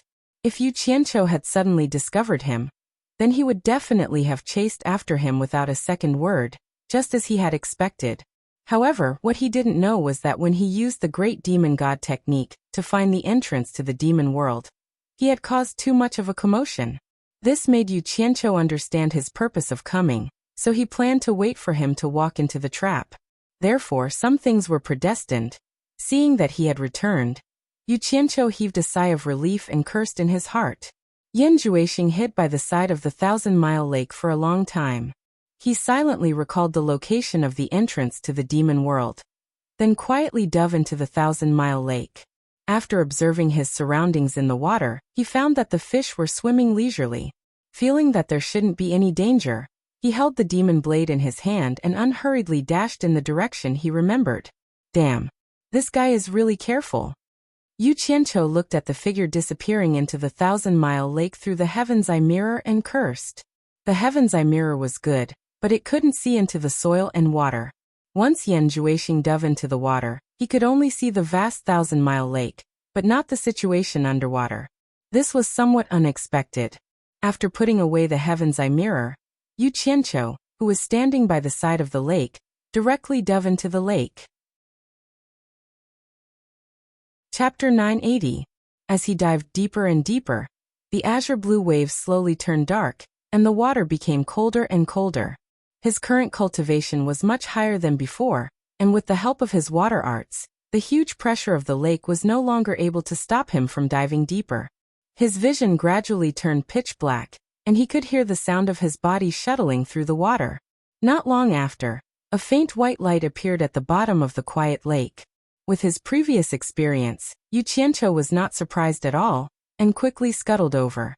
A white jade-like barrier of light hung at the bottom of the lake, illuminating the surroundings as if it was daytime. One could vaguely see the underwater mountain range, especially the pillar that rose up to the surface of the lake, the peak of which was the Obedient Island. The strange deep-water fish that were leisurely swimming in the surroundings suddenly fled in fright from the sudden appearance of a human figure. Yu Qianqiu descended on the light barrier, and used all of his power to press down on it. As expected, he found that the defense set up by the 10,000 Swords Demon Monarch was not easy to destroy. He then relaxed and quickly checked the surroundings of the light barrier, memorizing the general terrain in his mind. After identifying the direction Yan Juexing came from, he lightly landed behind a rock at the bottom of the lake. He took out a silver-white straw cape and put it on. After shaking it a bit, the cape flashed with white light, and he disappeared at the bottom of the lake. This straw cape was the spoils of war from the battle with the 4 Islands sect masters at the mystic Immortal city's life and death mound. Its function was to hide underwater, and even spiritual sense could not detect it. It was a good item for hiding underwater. Yu Qianqiu, who was hiding behind the rock, gently took out his divine sword. This time, he had made up his mind to deal a fatal blow to Yan Juexing. He definitely could not let him escape. As for whether killing Yan Juexing would attract the demon god behind him to deal with him, He was no longer as apprehensive as before. Judging from the cause and effect, he believed that the demon god should have some misgivings in the deity realm. If he could directly intervene and help Yin Juexing, he would be the one hiding everywhere, and not Yin Juexing. Time passed bit by bit. The sun, moon, and stars could not be seen in the world under the lake. Who knew how much time had passed? Yu Qianqiu's patience did not go to waste. After the distant deep water fishes fled in panic, he immediately became spirited, knowing that what should come had come. Hence, he poked his head out from behind the rock to look around. He wasn't worried that the other party would discover him anyway. Under the illumination of the light shield, the magic blade, which was more than 10 meters long, shone with a faint cold light. It stood upright at the bottom of the water and opened a path, giving off the feeling of a sailboat or the dorsal fin of a shark. Yin Juexing stood in the inner arc of the magic blade, holding the back of the blade with one hand, carefully observing his surroundings. He stopped about 200 meters away from the light barrier, and looked at the transparent white light barrier in front of him with an expression of ecstasy. He had been on tenterhooks along the way and had finally arrived at his destination. However, he did not let his happiness get to his head. Instead, he calmed down and scanned his surroundings. He was not in a hurry to get close to the light barrier. Instead, he steered the magic blade around slowly. Damn it! Cowardly bandit, you are already here. What's the use of being careful? The invisible Yu Qianqiu cursed in his heart. However, he was not worried. At this point, even if Yin Juexing found something suspicious, he believed that he would risk his life. Even if he wanted to escape, it was too late. However, he did not want any accidents to happen. After all, it was still unknown whether the other party could escape the range of the demon domain in one go with the blood escape. He still had to wait for the right opportunity to deal a fatal blow. Yin Juexing, who was carefully searching around, used his eyes and divine sense to look around. After confirming that there was no problem, he circled around and returned to his original place. There was an excited expression on his face. The magic blade shrank and returned to his hand. He boldly rushed to the front of the light barrier, touched the light barrier with his hand, and looked through the light barrier to see the situation inside. Inside the light barrier was a pile of ferocious stone forest. In the middle, there was an ancient cave door that looked like a cave. There was no door at the entrance, but a piece of iron covered with all kinds of strange runes sealed the entire cave entrance. This should be the masterpiece of Immortal Emperor Jin Tai and Emperor of the Underworld Bai Qi. Yu Qianqiu had seen the situation inside when he came, but that was not what he wanted to care about. At this moment, the distance between the two sides was less than 10 meters. The corner of Yu Qianqiu's mouth curled up into a cold smile. He slowly raised the divine sword in his hand. With the sharpness of the divine sword, he was confident that he could kill Yin Juexing in one move. Just as Yin Juexing was about to use the magic blade to break the light barrier, there was a sudden explosion behind him. It was the kind of explosion that came from something moving at high speed in the water. Moreover, it was very close. Yin Juexing did not have the time to react in shock.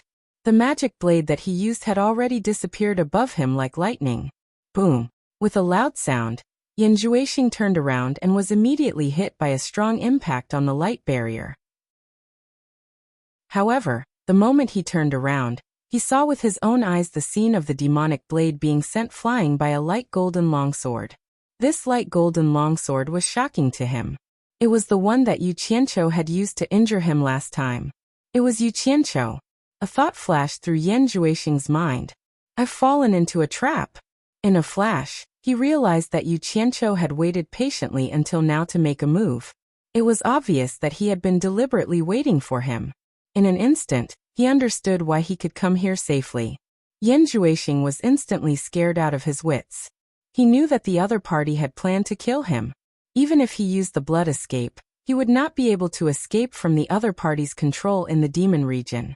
What if there was no way to escape? Magic fist. Yin Juexing punched the transparent light barrier almost without hesitation. He had no way out now. He was not Yu Qianqiu's opponent even if he fought. The only way out was to risk his life and charge into the demonic world. Boom. He easily punched a hole in the transparent light barrier, and Yin Juexing rushed in recklessly.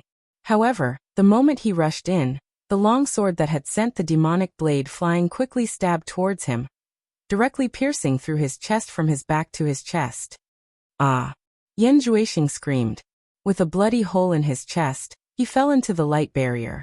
He clutched his chest and rolled on the ground, appearing to be in extreme pain. The moment he rushed in, the light barrier closed at the same time. Bang! F***ck. The sound of the collision was accompanied by curses. The invisible Yu Qianqiu hit the light barrier, and was bounced back. He immediately lifted the bamboo hat on his head, and revealed his true appearance. He dashed over and punched the light barrier angrily. However, there was only a muffled sound from the light barrier, and a ripple appeared. The force that he exerted was completely offset. Yu Qianqiu looked at his own fist in disbelief. He could not imagine that he could not break open something that Yan Juexing could smash open with one punch. There was no justice in this world. At this moment, a black shadow flitted by and directly broke through the light barrier. It floated beside Yan Juexing, who was rolling on the ground. It was the magic blade that was knocked away. Yu Qianqiu glanced at it. Without saying a word, he grabbed the flying sword and slashed at the light barrier. However, when the sword hit the light barrier, it was like hitting a pile of cotton. It could not break the light barrier at all. F***ck. I don't believe it. Yu Qianqiu was instantly enraged. Yan Juexing's men could easily enter, and so could the magic blade. Whether it was his cultivation or the divine sword in his hand, they were stronger than the other party, but he just could not enter. This was really absurd. He held the divine sword with both hands and slashed at the light barrier crazily. However, no matter how sharp the divine sword was, it seemed to be unable to do anything to the light barrier. At this moment, Yan Juexing, who had a short period of self-healing, slowly climbed up. His chest and back emitted a black aura that wrapped around his wounds and kept healing them. After a while, his wounds were healed. The pale Yan Juexing raised his head and looked at the almost crazy Yu Qianqiu outside. A sneer gradually appeared on his face. Then it turned into a maniacal laughter. He waved his arms high and said, I didn't expect it. I didn't expect it. Yu Qianqiu, so what if you tried your best? It's a pity that man proposes but God disposes. God is indeed helping me. The laughter inside was unusually ear-piercing to Yu Qianqiu's ears. Yu Qianqiu, who was fuming with anger, stopped his useless slashes. He pointed at Yan Juexing and shouted, Yan Juexing, don't be a coward if you are so capable. Come out and fight me to the death if you are a man. Yan Juexing had a mocking expression on his face. He sneered and said, This day will come, but not now. When I come out of the demonic world, it will be the time of your death. After saying that, he turned around and walked towards the sealed cave dwelling in the depths of the stone forest. Stop right there. Yu Qianqiu held his sword and shouted angrily, Yan Juexing, if you don't come out, I will immediately go to Fuxian Island and execute your mother and sister. Yan Juexing suddenly stopped and turned around. His expression twitched, and he said with a ferocious expression, Yu Qianqiu, there is no need to provoke me. I believe you can do it. Go ahead and kill them. One day, I will get it back from you with interest. It was as if he wanted to engrave Yu Qianqiu's appearance in his mind. His eyes were burning with anger. He stared at Yu Qianqiu without moving and slowly retreated into the depths of the stone forest. Bastard! Come out if you have the guts. Yu Qianqiu shouted anxiously outside the light barrier. If he opened the passage to the demonic world for Yan Juexing, the consequences would be unimaginable. Therefore, he raised his sword and slashed randomly. He couldn't figure out which side the demon lord of 10,000 swords was on. The formation that he laid down could actually defend against his own people, but not others. After a series of slashes and slashes, there was no effect. In a moment of desperation, a ball of purple fire appeared in his palm, and condensed the temperature to the highest. The purple fire palm slapped on the light barrier. This was originally a desperate move because in his understanding, the power of the divine sword was stronger than the purple fire. However, the strange thing was that after the purple fire palm slapped on the light barrier, the huge light barrier actually trembled. Yu Qianqiu couldn't help but let out an eh. He could feel the light barrier slowly thinning where his palm was pressed. In just a short while, the fire palm burned a hole in the light barrier, and his palm directly reached in. Yu Qianqiu immediately shouted excitedly, "Yan Juexing! Don't even think of running away today." Chapter 981. When Yan Juexing saw this, he was shocked. He hurriedly dashed to the cave dwelling in the depths of the stone forest, bit his finger, and drew a rune on the iron seal. "Don't run. F***ck. Yu Qianqiu was exasperated. When he came to his senses, he realized that the hole was only the size of a palm, and he couldn't get in at all. But who would have thought that as soon as he pulled his hand out, the palm-sized hole in the light barrier would immediately close up. It was easy to deal with it now that he knew how to deal with it. Yu Qianqiu's body emitted a ball of purple fire, and his whole body stuck to the light shield, wanting to burn a hole and enter directly. Yan Juexing looked back and immediately panicked. It would take some time to use the demonic god technique to enter the demonic world from the seal. It was not as fast as Yu Qianqiu burning the light shield. He immediately said angrily, "Yu Qianqiu, don't force me. If you force me, I don't mind opening the passage to the demonic world by force. When the demons wreak havoc in the human world, no one will have a good time. Don't **king fool me here. Didn't you come here to open the passage to the demonic world?"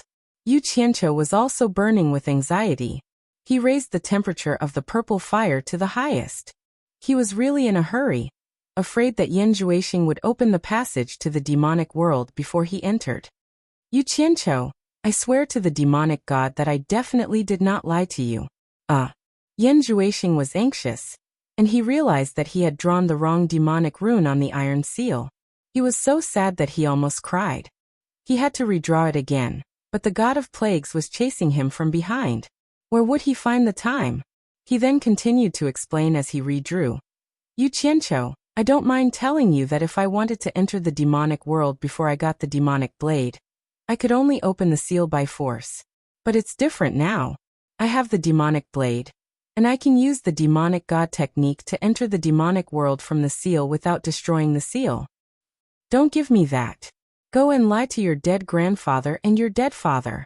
Yu Qianqiu blurted out.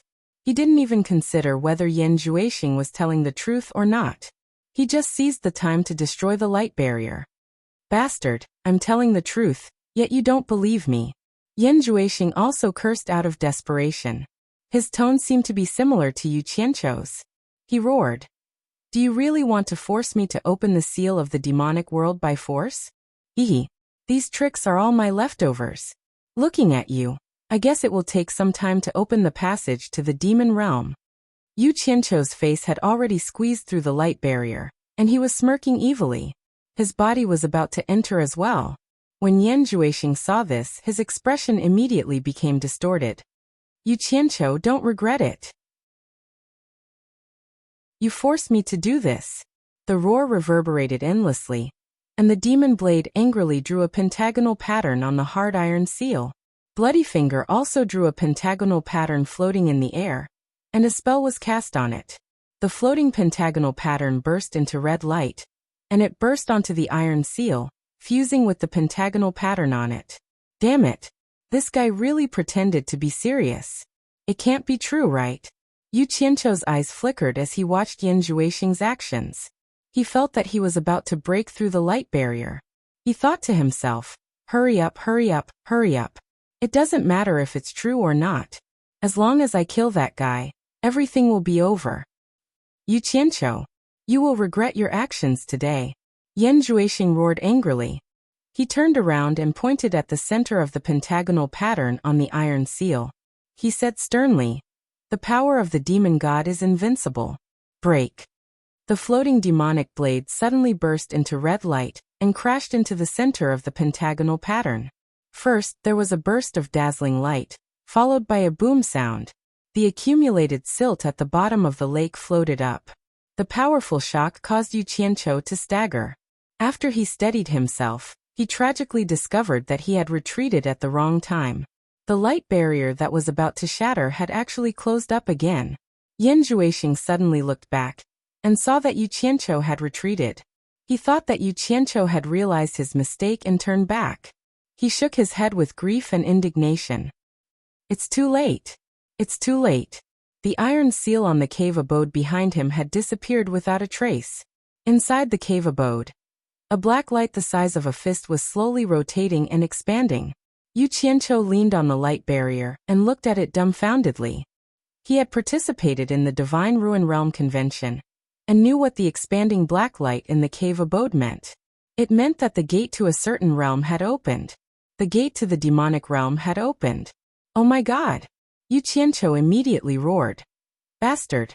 What have you done? It's true. Why didn't you tell me earlier? Fuck you. I have told you several times. You didn't listen and forced me to do this. Yan Juexing roared angrily.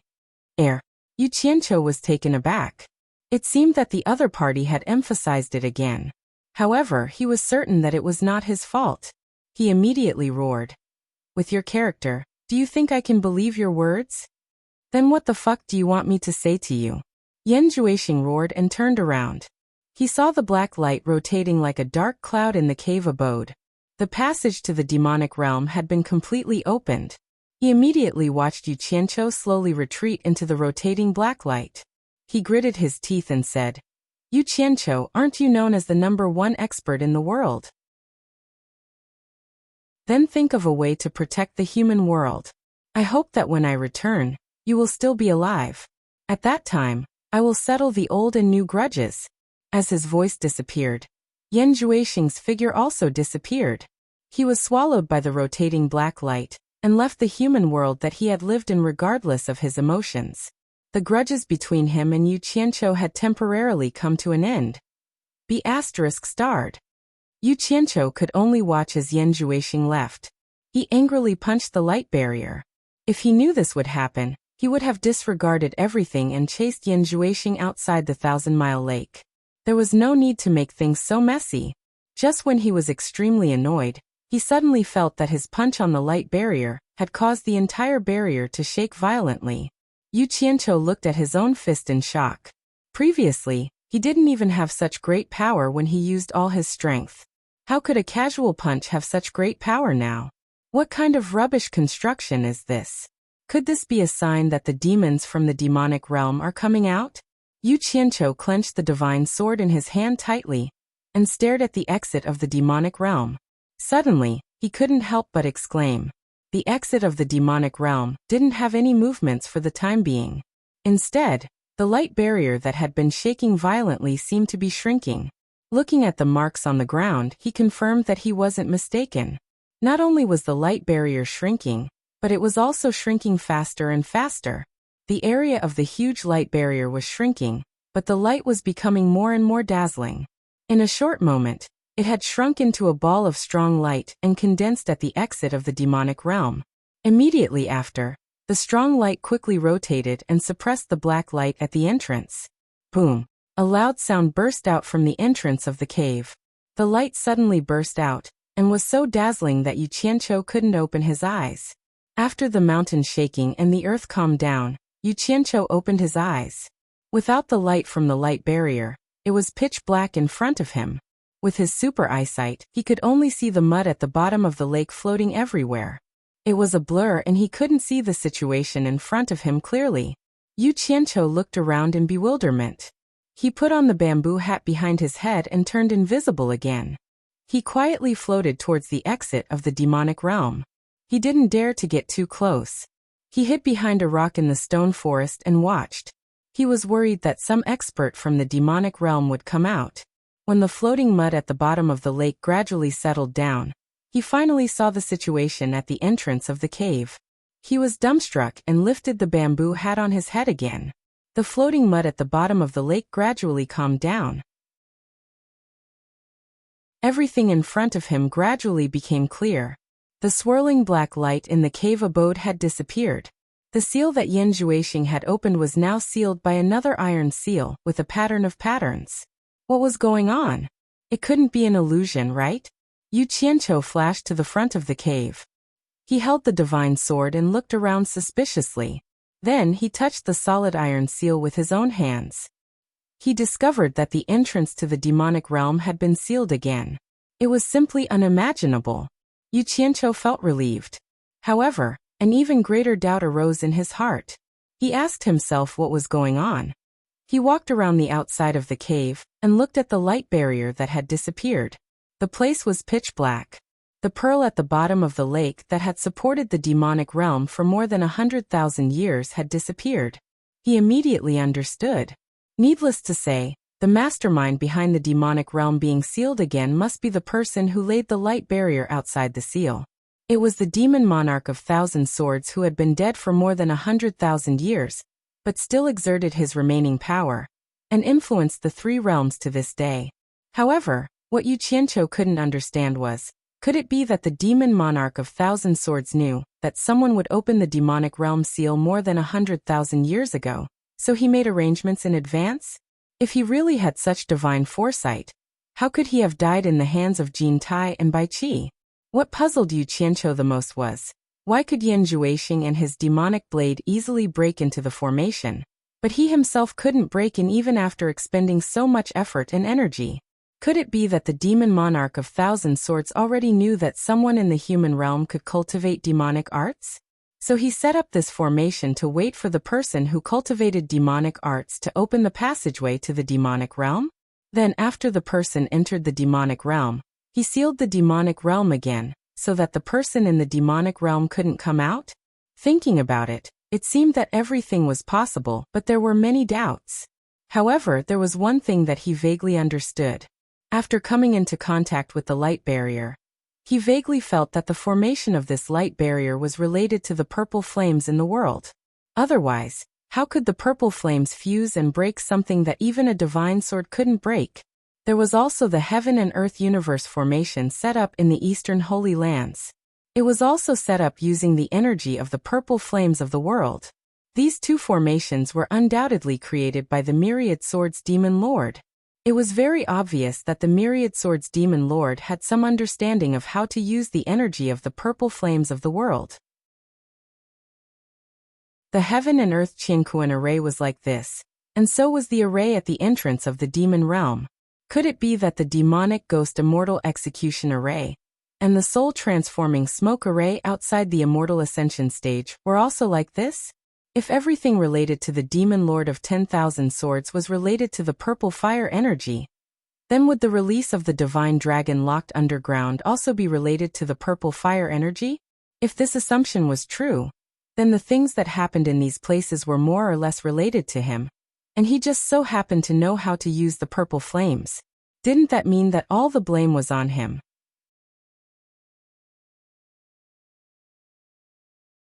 Chapter 982. On second thought, he felt that he was just imagining things. The strange places in the human world were all masterpieces left behind by the 1,000 Swords Demon Monarch before he died. They were all targeted at the people of the immortal world and the netherworld, especially the people of the immortal world, who had a hint of unwillingness to die. Looking at the divine sword in his hand, he muttered in his heart, "Where did the remaining 9,999 divine swords go?" It was said that the demon monarch of swords died in this world, so the remaining divine swords should be in this world. Why didn't he leave any trace? Where did he hide them? If he could collect all the remaining divine swords and control them to fight against the enemy, how many people could stop him? That feeling must be very pleasurable. Yu Qianqiu shook his head and smiled bitterly. He felt that he wanted to be the second demon monarch of swords. It was a bit whimsical. He put away the divine sword and looked back at the sealed entrance to the demon world. He didn't know whether Yan Zhuixing's trip to the demon world was a good or bad thing. Would he really come out alive to take revenge as he wished? Even the demon monarch of the demon world couldn't open the seal of the demon world from the inside. Did Yan Zhuixing have that ability? It probably wouldn't be that easy to come out. Otherwise, the seal left by the demon monarch of swords would be worthless. Even if he had that ability, would he, Yan Zhuixing, really open the seal of the demon world and let the heroes of the demon world wreak havoc in the human world? Yu Qianqiu shook his head and denied this idea.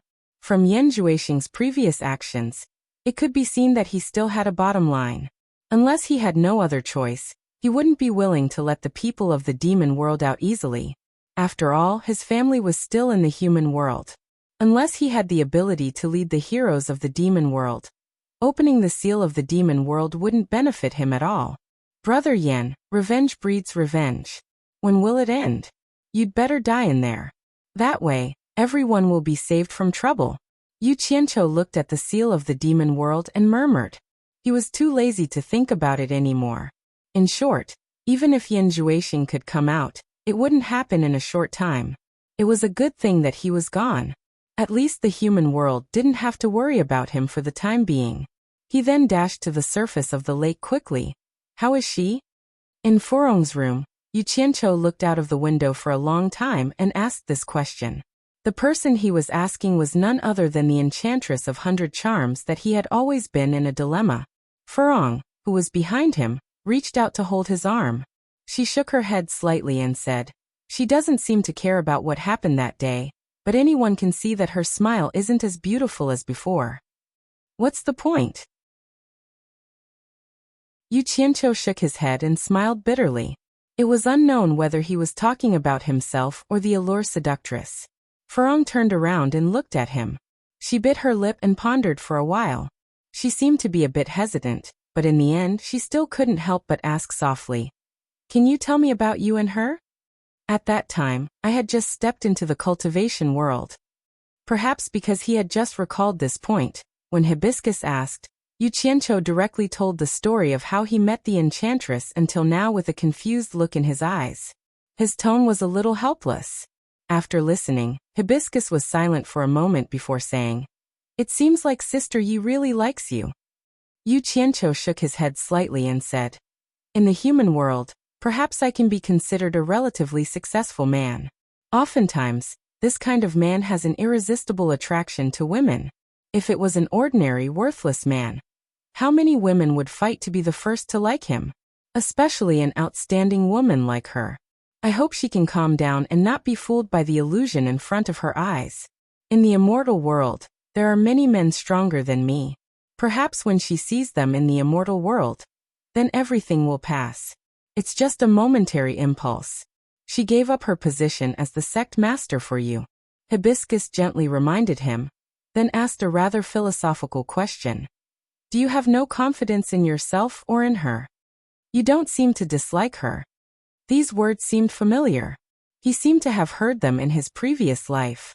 Yu Qianqiu turned his head to look at her in surprise. He smiled faintly and said, "It's said that silent people are the best at observing and thinking. I've somewhat underestimated you.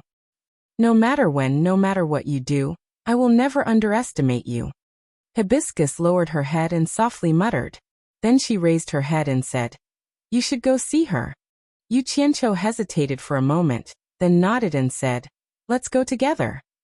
The reason why he called Hibiscus to go together was because he didn't want to face the temptress alone. However, when he knocked on the door of the temptress's room, he found that there was no need. The women were all in the temptress's room chattering, thinking of ways to make her happy. Seeing that Yu Qianqiu had come, the women looked at him and then at the temptress. After the two of them looked at each other, the temptress was still smiling, but Yu Qianqiu seemed to have a guilty conscience as he smiled and said, "They're all here. Hee. Then you guys talk, I won't disturb you guys. We want to go out and play." Ziyi had already jumped in front of him and shouted. Yu Qianqiu frowned and said, "Now that the Heartless Palace's people are watching, it might not be convenient for you guys to go out. Wait for a while. It's so uncomfortable to stay in the room every day. It's so boring." Ziyi pouted and said. Yu Qianqiu looked at the women and said hesitantly, "Do you want me to teach you guys a fun game?" The women looked at each other, but Ziyi's eyes lit up and she cheered.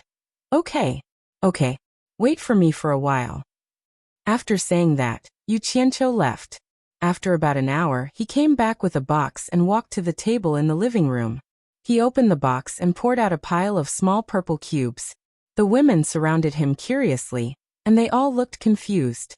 They didn't know what it was. Ziyi reached out and grabbed a handful and said with her eyes wide open, This is made from the bamboo of the purple bamboo forest. You chopped my master's purple bamboo?" Yu Qianqiu did go to the South Sea purple bamboo forest to make this thing. He said disapprovingly, "There are so many bamboos and they can't be eaten. What's wrong with chopping one? Why are you being so long-winded? If you don't want to play, then go away." "Who said I don't want to play? It's just that when Master finds out, he will definitely scold me." Ziyi pouted and flipped the things in her hands. She realized that there were all kinds of patterns carved on them. Suddenly she said in surprise, 80,000 30,000 east. What are these lines? Middle 10,000 south. The women also grabbed a few of them and muttered. There were many patterns that they couldn't say, and they looked at each other in confusion. It seemed like no one could recognize what Yu Qianqiu was making. Wow. Bamboo, it's purple bamboo. I want to eat tender bamboo. Where can I find the tender bamboo of purple bamboo? The wild chicken, who was resting on Wu Lishue's shoulder, heard the bamboo and slowly opened its eyes. When it saw the purple bamboo, its eyes lit up. It jumped up and down on Wu Lishue's shoulder and said, "Shui er, I want to eat the tender bamboo of purple bamboo. This is my favorite food." Ziyi immediately bared her teeth at the wild chicken. Wu Lishue looked at Yu Qianqiu awkwardly. Yu Qianqiu touched his chin and said, "Wild chicken, how much do you know about this purple bamboo?" The wild chicken's eyes showed that it was thinking like a human. It then shook its head and said, "I have a vague impression of it, but I can't remember. Maybe after I go through another calamity, I will remember." "Bad guy, did you get this bamboo? Where did you get it? Take me there. I want to eat it." "Bad guy?" Yu Qianqiu sneered and said, "If you remember, then eat it. If you don't remember, then don't eat it."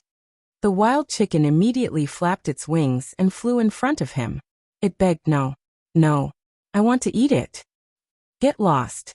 Yu Qianqiu waved his hand and pushed it to the side, ignoring its protest and cries. He then waved at the women and said, "This thing is called mahjong. I will teach you how to play it now. You know from 1 to 90,000. You also know the north, south, east, west. This is 1 to 9. This is 1 to 9. Red fortune, white for short, middle, white." After teaching them how to recognize mahjong, the alluring beauty, Yin Yu Furong, and Wu Lishue sat at a table. Under Yu Qianqiu's guidance, the four of them rubbed the mahjong tiles and stacked them in front of each of them. After the alluring beauty threw out 2 dice made of purple bamboo, Yu Qianqiu began to tirelessly walk in circles behind the four of them, teaching them how to play and the rules of mahjong.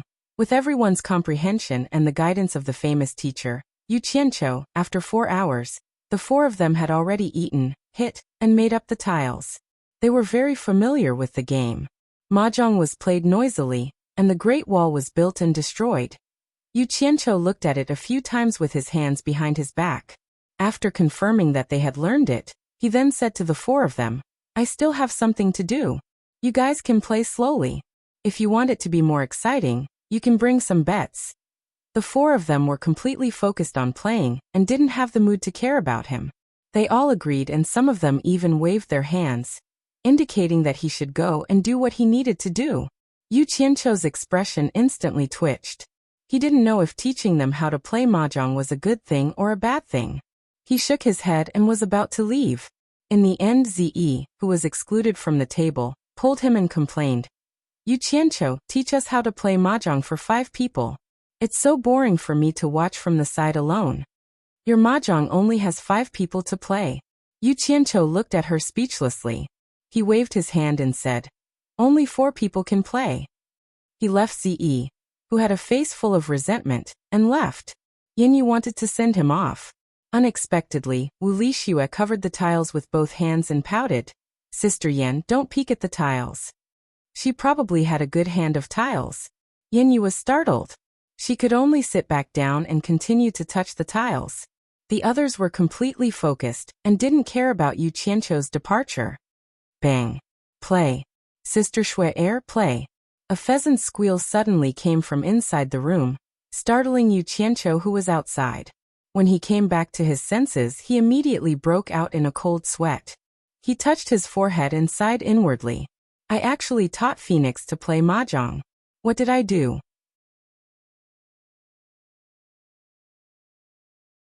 Chapter 983. In the divine ruin realm, in a huge space under a valley, more than 1,000 people were gathered together. Zhang Peng led Yu Qianqiu through the crowd and introduced as they walked. A total of 1,131 temple-colored spiders have hatched. These little things are indeed very ferocious, but as expected, the first person they see after hatching is like their biological parent. Yu Qianqiu nodded slightly. From time to time, he would stop to look at the fist-sized, colorful, and hairy spiders that were climbing on his team members' shoulders. When he got a little closer, the little fellows would immediately scream and wave their sharp forelimbs, assuming an attacking stance. They had a strong desire to attack, and their ferocious nature was undoubtedly revealed. The team member that Yu Qianqiu was facing immediately shushed him. The huge spider that had raised its forelimbs on his shoulder obediently lowered its claws unwillingly. This made Yu Qianqiu very satisfied. If he could not control them, there would be no point in raising them. Zhang Peng also had one climbing on his shoulder. He stretched out his hand and hooked his finger at it. The huge spider obediently climbed onto his palm and stopped moving. Yu Qianqiu tilted his head to take a look and said with a smile, "These little fellows are quite cute. Let's give it a try." This was the second time he had come to see the temple-colored spiders after they hatched. The first time was when he had just hatched, and was still in the process of getting along with the team members who had tamed them. This time, when he heard that they could listen to simple instructions, he could not wait to broaden his horizons. Zhang Peng walked out of the team and clapped his hands. Immediately, 10 team members came out from the basement opposite him. Each of them dragged out a metal cage, which contained the young of 10 types of ferocious beasts, including a python, a scorpion, and a toad.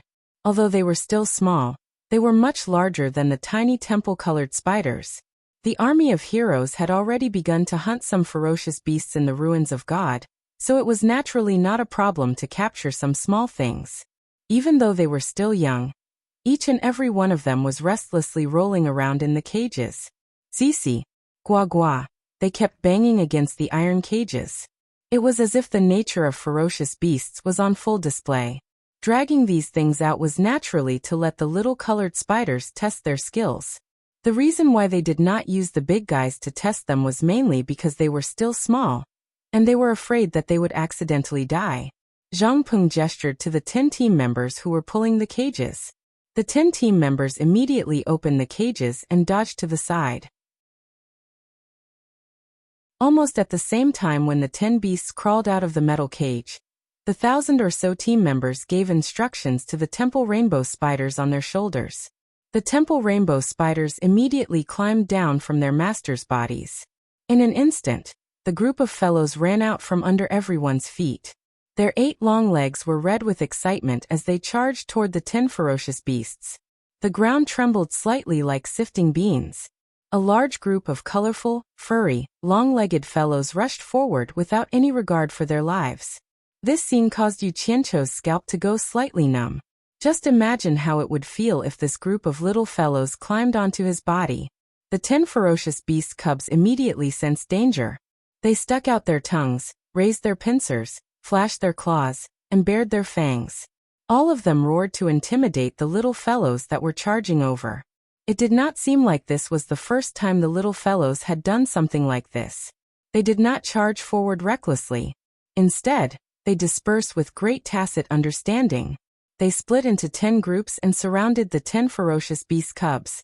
They were not in a hurry to attack. Instead, they constantly advanced and retreated from all directions to lure the beasts, causing the 10 ferocious beasts to constantly circle in vigilance. It was as though they could not look at each other.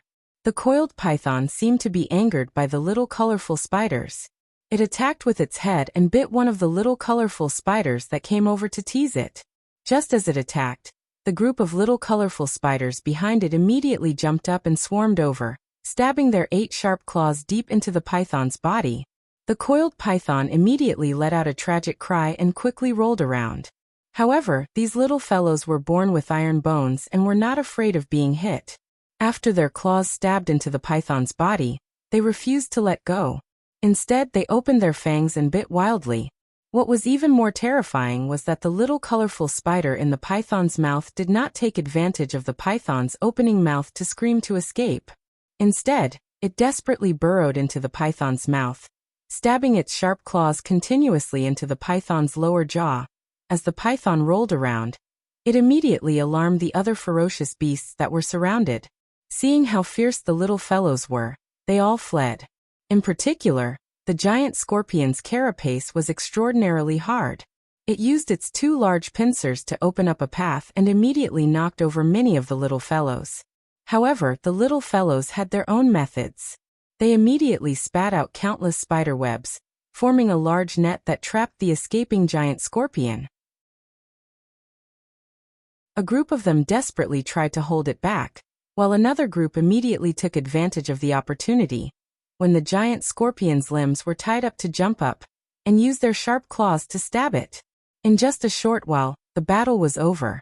The corpses of the 10 ferocious beasts were covered with little colorful spiders, and their sharp jaws were constantly biting. The entire underground space was filled with the sound of their chewing, sending chills down one's spine. Seeing this scene, Yu Qianqiu could not help but click his tongue. No wonder the Ape King said that the Divine Temple rainbow spiders had almost no natural enemies. Once they spread out, it would be a disaster for the other ferocious beasts. He did not expect this group of little fellows to be so powerful at such a young age. Zhang Peng pointed at the little colorful spiders and explained, "We are now consciously guiding and training them, instilling in them the awareness to cooperate in battle. I believe they will be of great use in the future. After a period of time, when they are slightly bigger, we will bring them along when we hunt ferocious beasts. There might be casualties, but the effect of training them in captivity is probably not as good as the effect of training them in actual combat." As expected of someone who had led troops to war, Yu Qianqiu looked at him in admiration and said, "We are not raising them to spin webs to catch mosquitoes in the future. We are raising them to be of great use. Casualties are allowed." "Understood, but there is a problem." Zhang Peng gestured and said, "Master said that these Divine Temple rainbow spiders can grow this big, but how many years will it take for them to grow this big?" Yu Qianqiu immediately took out a storage bracelet that he had prepared in advance and handed it to him. "I have already considered this problem. Inside is the myriad beast pill that is commonly used in the celestial world to tame ferocious beasts. It can speed up their growth. However, you have to control the dosage. Each colorful spider can only eat 1 pill per month. If you eat too much, it might cause them to suddenly die." While the two of them were talking, the group of little fellows had already gnawed the 10 ferocious beasts' corpses into piles of white bones. There was not even a speck of meat left on the bones. Moreover, the bones were also full of holes from their claws. Under Zhang Peng's command, the little fellows' respective masters also gave their orders. Immediately, they ran back one by one, covered in blood, and climbed onto their master's shoulders. They bared their fangs and brandished their claws, looking very ferocious.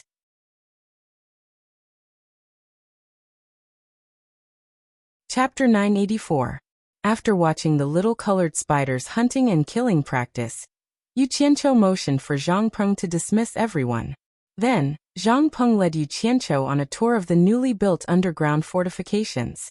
The entire underground fortifications extended in all directions like a majestic underground maze. It was impossible for it to not be big enough to accommodate nearly 10,000 people. If not for Zhang Peng's guidance, Yu Qianqiu suspected that he would have gotten lost. Zhang Peng explained the reason why the underground fortifications were built this way along the way, incorporating many concepts of war. First, it was for both offense and defense. It could attack at any time and defend effectively. The second consideration was the comfort of the living quarters. It was not something that could be done in a short amount of time to finish looking at the entire underground fortifications. After glancing at half of it, Yu Qianqiu stopped and smiled. "Forget it. Let's just look at this. You must have put a lot of thought into this." "With the earth spell that Master taught me, building this underground fortifications is not a difficult task," Zhang Peng said respectfully. "Master, are you not going to give any suggestions? Disciples' vision is limited, and I'm afraid that there might be some slip-ups. I'm at ease with you handling this. I'll leave this place to you." Yu Qianqiu waved his hand casually and then frowned. "You have to keep in touch with Elder Nan Ming of Flaming Mountain. Look for me if there's any trouble. Disciple understands. Zhang Ping cupped his fists. Yu Qianqiu nodded and disappeared before his eyes. After returning to the World Chamber of Commerce, he walked out of one of the rooms on the 22nd floor and saw Wei Chuanqiu, Yin Peng and De Ming Luan standing at the foot of the stairs talking. Yu Qianqiu was slightly startled. De Ming Luan was someone who would not visit for no reason. She must have come for something. He immediately walked and cupped his fists. What a rare guest. Greetings, Master De Ming Luan. De Ming Luan had just nodded and was about to speak when he suddenly heard a pa sound from the other end of the corridor. It sounded like something hard had been slammed on the table. Then a delicate shout was heard. Bang. Damn it. Who was the one with such a bad hand? Was there a need to shout so loudly when they just touched the tiles? Yu Qianqiu's expression stiffened. Only then did he remember that there were still people around him. He glanced at the three of them and found that they seemed to be used to it. They did not find it strange at all. Clearly, they had been standing there for a while, and this was not the first time they had heard the commotion. A few ignorant women, please excuse us, excuse us. Before Yu Qianqiu could finish his sentence, Zi screamed excitedly. It's burning! It's burning! Little sister Shui. You've lit the cannon. Haha. You don't have any more chips left. It's time for Sister Yin to take over. Yu Qianqiu was stunned. Zi was going to take over as well. Little Sister Phoenix, it's all your fault. If you didn't tell me to touch it, I wouldn't have been able to light purple clothes cannon. It was Wu Lishua's voice. Sister Shui. I didn't do it on purpose. It was Pheasant's aggrieved voice. Quickly give way, quickly give way. It's Sister Yin Yu's turn. It was Ziyi's cheerful voice again, followed by the messy sound of mahjong being played. Then there was the pa-pa-da-da sound of the tiles being put together. The four men listened attentively for a while and looked at each other. De Ming Luan frowned and said, It's burning? What's burning? Wei Chuanqiu shook her head and said, I don't think it's burning anything. I heard that they've been burning for a day or two. How could there be so many things for them to burn? Wouldn't they have burned the entire World Commerce Association? Yu Qianqiu, what are they doing? Burned the entire World Commerce Association? Yu Qianqiu's expression twitched and he said awkwardly, They're playing mahjong. It's a game for fun. With that, the three of them understood. Wei Chuanqiu's eyes lit up and said, What kind of game is it that they can play for a day or two without stopping? Let's go and take a look. De Ming Luan and Yin Peng glanced at each other. The two of them were also curious. With the mentality of gaining knowledge, they followed. Yu Qianqiu stood dumbstruck on the spot for a while before following behind the three of them. When they pushed open the door and entered, they saw four women surrounding a table. In front of each of them was a long strip made up of small purple cubes. They took turns grabbing small cubes from the long strip on the table to replenish themselves. Then they took out a small piece and threw it into the pile of small cubes in the middle of the table. There was also a woman with a pheasant on her shoulder. She was watching intently with her hands behind her back. When the few of them entered, these women actually didn't even bother to raise their heads to see who had entered. This made Wei Chuanqiu and the other two even more curious. They all strolled over to watch. Yu Qianqiu was speechless. He thought to himself, could it be that these women have never played games before? Was there a need to be so focused on playing mahjong? He immediately coughed and said, Let's stop for a moment. Let's first greet the seniors. When the women looked up, they immediately stood up and bowed. However, they didn't forget to buckle their mahjong tiles in front of them. This action made Yu Qianqiu's eyelids twitch. He coughed again and introduced them to De Ming Luan and Yin Peng. As for Wei Chuanqiu, they already knew him. You don't have to be so polite. You guys continue playing. I'll just watch from the side. Wei Chuanqiu made the decision and gestured for them to stop. Then, she walked to the table and picked up a purple cube to see what it was. Unexpectedly, the pheasant on Wu Lishua's shoulder suddenly shouted, Green Bat, put it down. Don't peek at the tiles. Wei Chuanqiu was startled. The pheasant's words seemed to have some effect on him. He immediately buckled the tile back. The De Ming Luan looked at the pheasant curiously. He noticed that it wasn't even at the immortal realm, but it could speak the human language. He immediately classified it as a normal beast cultivator because he had never seen a phoenix before. Seeing the women's uneasiness, the De Mingluan lost interest in watching anymore. He immediately said to Yu Qianqiu, "Come out for a moment. I have something to talk to you about." Then the four men walked out. Yu Qianqiu asked while walking, "What business does the De Mingluan's wielder have with this junior?" The De Mingluan suddenly stopped and stared at Yu Qianqiu for a moment. Then he said in a deep voice, "I have the Immortal Emperor's decree to find you." "Ah!" Yu Qianqiu cried out in surprise. All kinds of thoughts flashed through his mind. After looking at Yin Prung and Wei Chuanqiu, he saw that their expressions were a bit strange. It was clear that they already knew why the Immortal Emperor was looking for him. He immediately became suspicious and said, "The Immortal Emperor is looking for me? That's impossible. The wielder isn't joking, right?" "It's not a joke." The De Mingluan frowned and said, "I won't say any conventional words. Let's be frank. The Immortal Emperor has decreed that you must compose a song and present it to the Immortal Emperor and Immortal Empress Ji Wu at the wedding ceremony. That's it." Yu Qianqiu's mouth was wide open. After a while he slowly said, "Why?"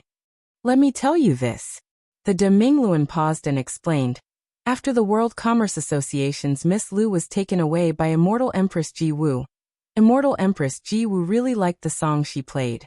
Later, she found out from her that the songs she played were all composed by you. So, she asked the Immortal Emperor to let you compose a song that will be passed down for generations to add color to the wedding ceremony. The wedding ceremony is not a child's play. It concerns the Immortal Emperor's face.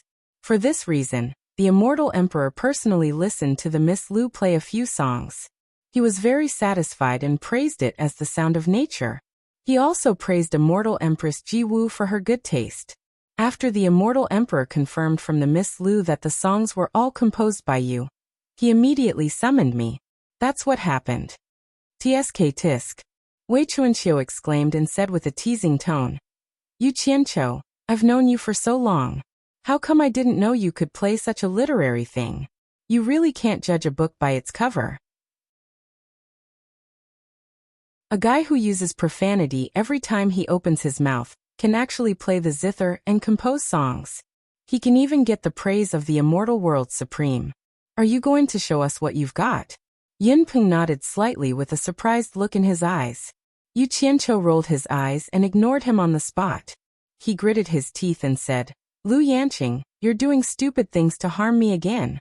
In fact, he really wronged Lu Yanqing this time. In fact, the real culprit was Immortal Crocodile. Ji Wu found out about it from Immortal Crocodile, and then faked it from Lu Yanqing. "Yu Qianqiu, it doesn't matter if you're willing or not. Since the Immortal Emperor has spoken, no one in the immortal world will dare to disobey his will. You have to do it even if you don't want to. Otherwise, think about the consequences yourself." De Mingluan snorted coldly. "If you do it well, the benefits you will get will be unattainable by others. Who doesn't want benefits?" Yu Qianqiu didn't know whether to laugh or cry. "But I don't have the fortune to enjoy it. You want me to make a song that will go down in history? That's a joke. Where did I get that ability?" Seeing that he didn't seem to be lying, the three looked at each other. De Mingluan frowned. Could it be that the Miss Lu was lying? That those songs weren't written by you? You can't joke about this.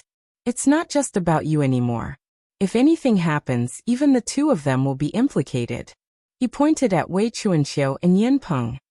Yu Qianqiu was startled. He said helplessly, "I did it, but I didn't ask her to spread it around." He couldn't say it out loud. If he was dealing with an ordinary person, he could just plagiarize one or two songs from his previous life. But the Immortal Emperor wanted him to make a song that would go down in history. Was there a song that would go down in history in his previous life? Hearing him say this, De Mingluan heaved a sigh of relief and said, "Since it was done by you, then do your best. I'm not forcing you to do it immediately. There's still half a year until the wedding." Then he smiled meaningfully. "This matter will be of great benefit to you. Can't you see it?" "What benefit?" Yu Qianqiu was stunned.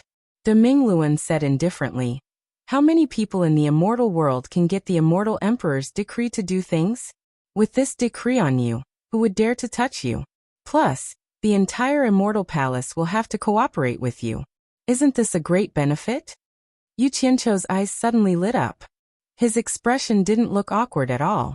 He licked his lips and said, "In other words, during this period of time, I can do whatever I want in the immortal world." De Mingluan frowned and said, "Doing whatever you want is a bit too much, but as long as it's not too much." Before he finished speaking, Yu Qianqiu had already rolled up his sleeves and interrupted him arrogantly. "Heartless Palace! Damn it! Help me destroy the Heartless Palace first."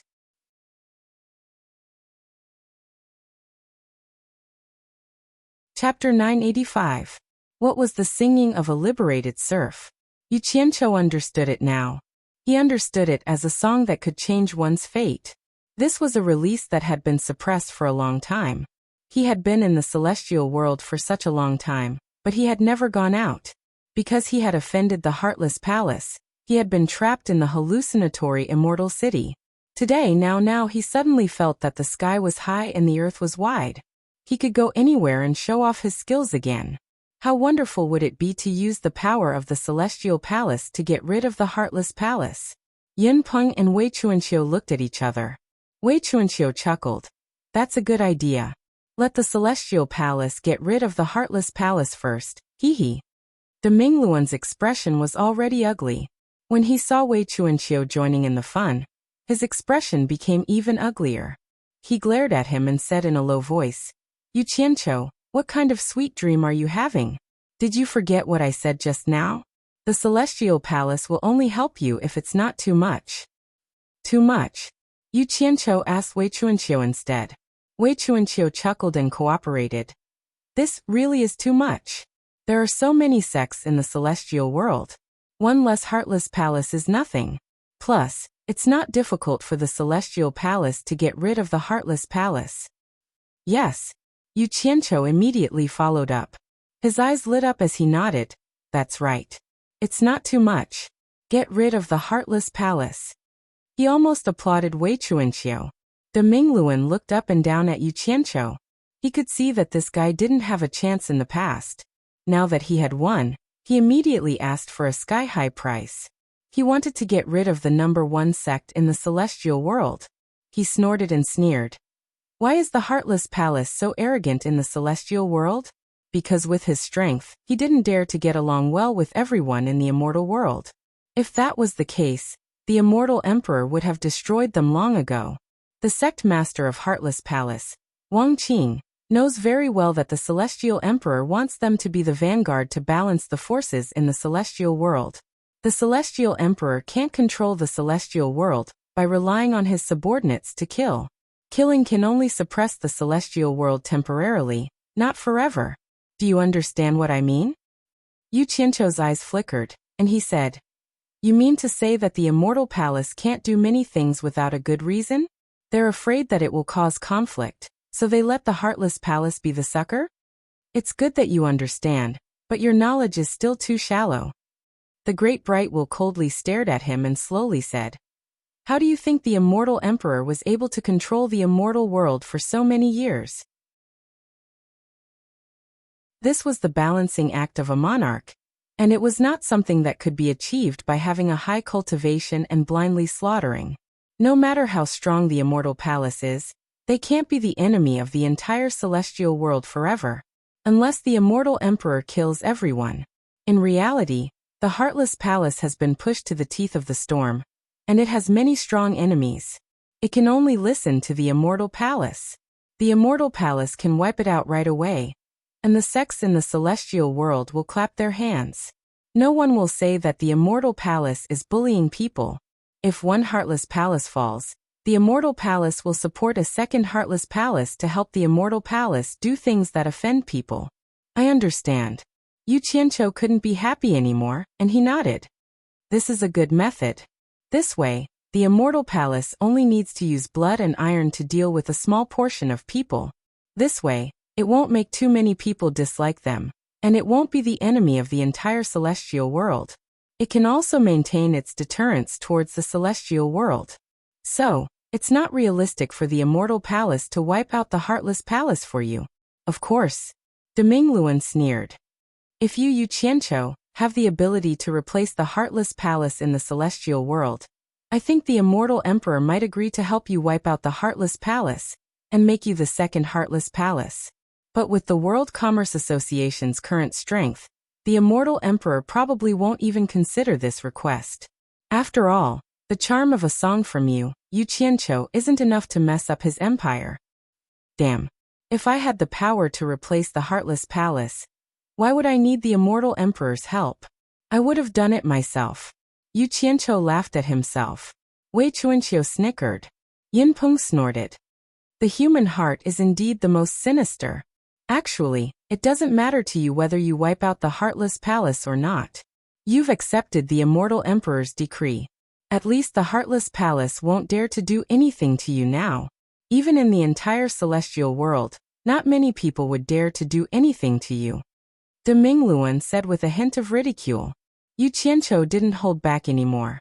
Since the De Minglua was willing to say such things to him, he didn't have anything to hide. He immediately asked, "Then what about after the Immortal Emperor's wedding? Can he still guarantee my safety?" You're really thinking far ahead. De Mingluan couldn't help but say. If you make the Immortal Emperor happy, no matter who wants to harm you, they will have to consider the Immortal Emperor's emotions. It shouldn't be a problem to guarantee your safety for a year or two. Or as long as you're brave enough, when the Immortal Emperor gives you a reward, you can talk about the conditions. Ask him to guarantee your safety for the rest of your life. That way, no one will dare to touch you in the future. Talk about conditions with the Immortal Emperor? Yu Qianqiu was suspicious and asked, "Is there any use? Has there ever been a successful negotiation before?" De Mingluan paused and said, "Most of them died without a complete corpse. You might be an exception." As soon as he said this, Wei Chuanqiu immediately laughed, and Yin Peng also smiled. Only Yu Qianqiu's face turned green and he said in a low voice, "What's the difference between this and asking me to die? Since you can't help me destroy the Heartless Palace, I want something else. Give me a netherworld token first, and we'll talk about the rest later." Everyone was startled and De Mingluan asked strangely, "What do you want a netherworld token for? With your World Commerce's foundation, do you want to go to the netherworld to make a fortune? If it's really for money, isn't this a good opportunity to make a fortune? The Immortal Palace can't guarantee anything else, but its wealth is unparalleled in the immortal world." "You've reminded me, I want money too." Yu Qianqiu nodded in realization. He would rather eat the wrong thing than let it go. He then changed the topic and explained, "As for the netherworld token, it's naturally to go to the netherworld to collect information. Don't you know what collecting information is? It's useless to ask. Didn't the Immortal Emperor want me to make a song that will be passed down for generations? So I want to travel around to broaden my horizons and experience. Only by accumulating enough material can I make a really good song. The netherworld is naturally an indispensable place for collecting information, so I want a netherworld token?" Collecting information? De Mingluan was startled. Does it mean accumulating information before it explodes? Yes, it means accumulating information before it explodes. Yu Qianqiu clapped his hands and flattered. As expected of the leader of the Commerce Alliance. You said what I wanted to say with just 4 words. De Mingluan ignored his flattery and said, "If that's the case, then wait for my news. It shouldn't be a big problem." Money. Don't forget there's still money. Collecting information requires money. It's hard to do anything without money. The more the better. Yu Qianqiu quickly shouted. However, De Mingluan had already left, so he didn't know if he heard it or not. You can do whatever you want in the celestial world now. You can do whatever you want with Jintai's decree. Wei Chuanqiu twirled his mustache and laughed. Yin Peng felt bored and left in a flash. Yu Qianqiu seemed to have thought of something and didn't listen to Wei Chuanqiu's joke. He walked around the corridor and suddenly frowned. Bat King Wei, since De Mingluan received the decree directly from Jintai, do you think this news has spread in the celestial world? Wei Chuanqiu was startled and said, "It probably hasn't spread out yet." "But do you hope it has or do you hope it hasn't?" "Of course I want it to spread. No, I have to ask someone to help me spread the news. Yu Qianqiu thought for a while, and then left excitedly. Wei Chuanxia was left alone in the corridor. Just as he was about to go back to where he was supposed to go, he suddenly heard a paw sound of something hard hitting the table. Ziyi's extremely wild laughter came. Touch yourself. Touch myself? Wei Chuanxiu's mouth twitched. He sighed and shook his head. The words of girls nowadays are really scary. Although he said that, he couldn't help but feel curious. He slowly walked towards the place where the splashing sound came from, in the hall of the first floor of World Commerce. Yunantian was inexplicably found by Yu Qianqiu's people. Have you heard any news about me recently? Basically no. Only Tsongyun Xian of the Heartless Palace released some harsh words against you. He said that he will tear you into pieces and grind your bones into ashes sooner or later. Damn. Old bastard, wait and see. Let's not talk about him. That. Is there any news that Immortal Emperor Jin personally issued a decree for me to compose a song for the wedding of Immortal Emperor and Immortal Empress Jiwu? Immortal Emperor personally issued a decree for you. How is this possible? Where did the punishment master hear this from? Bullshit. This is not a rumor. This is reliable news. Here's the thing. Just do this for me. The two hid in the corner of the hall and whispered for a while, causing others to look at them from time to time. They didn't know what the two were plotting. In the end, Yunantian happily walked out of World Commerce. No one knew what he was going to do. Actually, what Yu Qianqiu asked him to do was very simple. He just wanted him to spread the news that Immortal Emperor Jin ordered him to compose a song, the kind that had to be widely spread. As for the purpose, it was also very simple. He thought that after being suppressed in the immortal world for too long, it was time for him to hold his head high. It would be a pity if he didn't take advantage of such a good opportunity. However, he was afraid that others didn't know about such a big matter. It would be bad if he was accidentally hurt, so he wanted Yunantian to go out and spread the news. Today he was very patient. He walked around with his hands behind his back for a long time. When Yunantian came back, he hurriedly went up and asked, "Has the news been spread?" The news spread very fast. It has already started to reach my ears. Yunantian smiled. Not bad. Not bad. You do your thing. I'm going out for a walk. Yu Qianqiu whistled and walked out of World Commerce with his hands behind his back. Looking at his behavior, no one knew what he wanted to do.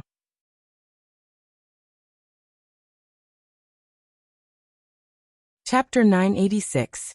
The mountain spring flowed down the waterfall. Under the impact of the water, the four words World Commerce Association were still majestic and showed the vitality of the World Commerce Association. The creator of these four words was standing on top of the waterfall with his hands behind his back, enjoying the bright sunlight and breathing in the free air. The waterfall flows down 3,000 feet, like the Milky Way falling from the 9 heavens. Good poem, good poem.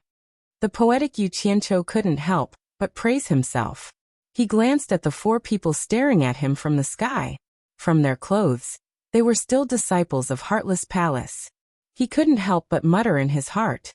With the power of Heartless Palace, it was impossible that they hadn't received the news. This Qingyun Xian was probably still verifying the credibility of the news. Otherwise, he wouldn't dare to send people to watch him after he knew that he was working for the Immortal Emperor. F***CKU. Who's afraid of who? I'm the Imperial Envoy now. A stream of light shot out from the waterfall and flew directly towards the central plaza of Hallucination Immortal City. The sea of clouds was vast and mighty. Tens of thousands of mountains stood in the middle, and all kinds of streams of light rose and fell, showing the extraordinariness of the most prosperous place in the immortal world. The plaza was bustling, no different from a market in the human world. The human world sold the daily necessities of mortals, while the immortal world sold the daily necessities of immortals. The only difference was that they were on a different level. The extravagant desire of the human heart, whether it was an immortal or a mortal, all roads led to the same destination. There were countless stalls on the plaza, selling all kinds of things that could be sold. However, the items that were set up here were usually not of a high grade. The truly valuable items were all in the grand buildings at the top of the mountains, but the liveliness of the plaza was far greater than the mountains. It could be seen that whether it was the immortal world or the mortal world, the poor would always be the majority. Those disciples wearing the clothing of the large sects shuttled through the crowd, and occasionally stopped at a stall. Regardless of their cultivation, they revealed a condescending aura as they asked the stall owner for the price. Meanwhile, those stall owners bowed and fawned over them, not daring to offend them.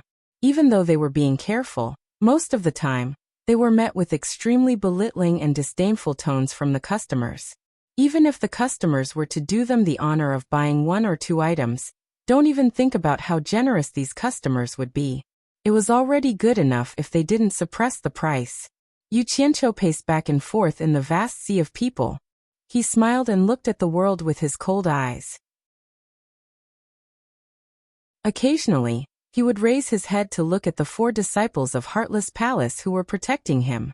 Even though he'd stayed in the illusory immortal city for a long time, he'd rarely come to this place. He'd only come here once or twice before the World Trading Company was established. Now that he'd relaxed, he finally had the leisure to come out and take a stroll.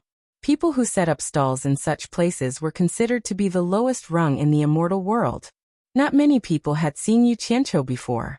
Even if they had seen him once or twice, with how he, Yu Qianqiu, dressed in an unusually low-key manner, who would have seen a sect master with a storage pouch on his waist? In addition to his ordinary appearance, there was nothing special about him when he was thrown into a crowd. If they weren't familiar with him and didn't look at him face to face, they probably wouldn't be able to recognize that he was the sect master of the World Trading Company, Yu Qianqiu. Most people's gazes only flashed past his face and didn't linger. Because of this, his mood became more relaxed as he strolled.